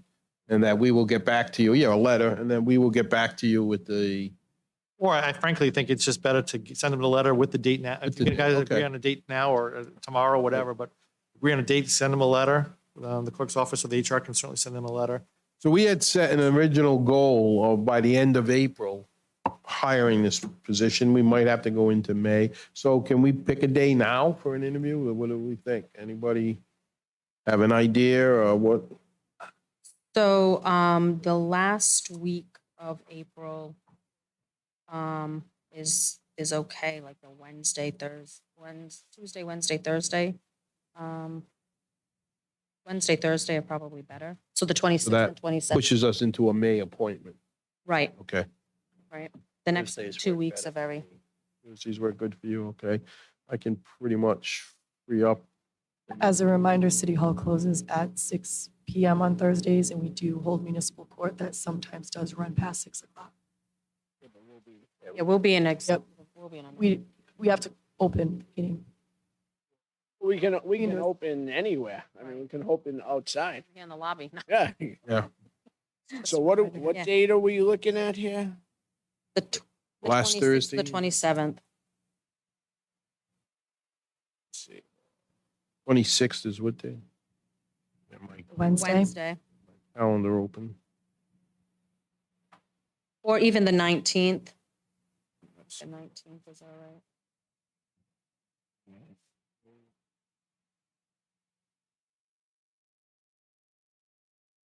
So, Anna, are you planning on calling these people first and then we'll send a letter? No, I would written communication. I would send the letter, and then they would have to respond confirming a time slot. So because we can't interview them all at the same time, so we'd have to designate time slots for them. I'm thinking first interview, we would probably need at least a half an hour for each candidate, giving Gotcha. ourselves 10 to 15 minutes in between if we wanted to do a brief discussion, or if it went over. So if you have 6 people at a half an, we'll say 45 minutes just to give a buffer, you're looking at a few hours. You know, I'd say set it aside. I'm just thinking if not all 6 are available that day, Right. I'd hate to disqualify someone. Oh, no, for sure. Yeah, yeah. So they would have to just reply with either they do, you know, available, not And available. then the reason I question a letter is you're talking a couple days to mail it, and then how do they respond? Is it? Well, I would send an email, probably the initial contact. All right, Well, email. both. I Perfect. mean, I Yep, think fine. both is good. Get a copy and then send electronic so that they get it real time. That way we can reschedule it sooner. The 27th is not good for me. I have a dinner to attend that night. The 19th or the 20th, okay? Yes, 20th works. 20th would be better. 20th is good. So our next meeting's the 18th. It would be 2 days after that meeting.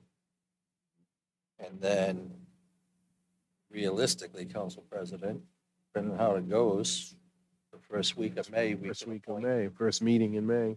Depends on the schedule, of course. We may want. Because we'd want to follow up with the second round, probably the. So Councilwoman, if you could suggest to them, or let's not suggest, let's say we've set a date, 20th, Right, we'd that's- like the to- 20th, and that we will get back to them with the time. Because we don't want 6 people. I want 3, I want 5, I want 6. Right. You know, 2 weeks notice. so- We're giving them enough notice, right? I mean, we'll make accommodations if we have to change something around, but see what they say about that. And You're saying you want half-hour slots? I think each person a half hour or so. What time do we want to start on? No, no, we probably want to start as early as possible, otherwise we'll be here. Yeah, like at least 4. It'd be nice if we could. So good at Getting here on 4 and I'm gonna 30? I'm gonna make the accommodations. Yeah. We probably would want 5 or 10 minutes in between Correct. each. And then you two going to coordinate time slots? Yes, bringing dinner. We didn't get the bill yet for the screening committee's dinner. I can imagine what that's. Okay, so we'll send the councilwoman, you'll do that? You'll I'll send I'll the take letter? care of that. Or email, I- email should be good. Email, first. sure. And then I'll send also just an outline of what the time slots would look like, just for Right. council's visual understanding of what that. Did people respond with questions? And I was gonna say, if they respond with questions, let them know that the interview would be the time to do that. And I we meant can our answer. questions. Didn't we want a set Right. of questions? Oh, right. Sure, if anybody has any questions that they would want to ask. Did you get mine? I did not. And I think, Mr. Solicitor, questions, if I recall my experience with doing interviews with working with the school department, in order to cover all kinds of laws and fairness, the questions all need to be the same, basically. I mean, we can deviate a little, but Generally, yes, they should be, I mean, it's, they should be close to the same, like, how come you didn't ask me this, but you asked that one? you have a set of, I mean, my recommendation would be to have a set of standard questions that you ask. Obviously, based upon the answer, you can deviate from that, but Right. everyone Yeah, should be no. asked this. You have that. No, I mean, I've been on search committees for quite some Yeah. time. So no, it's everybody will all candidates will have the same because we Right. want to get consistency. If you were an animal, which animal would you be?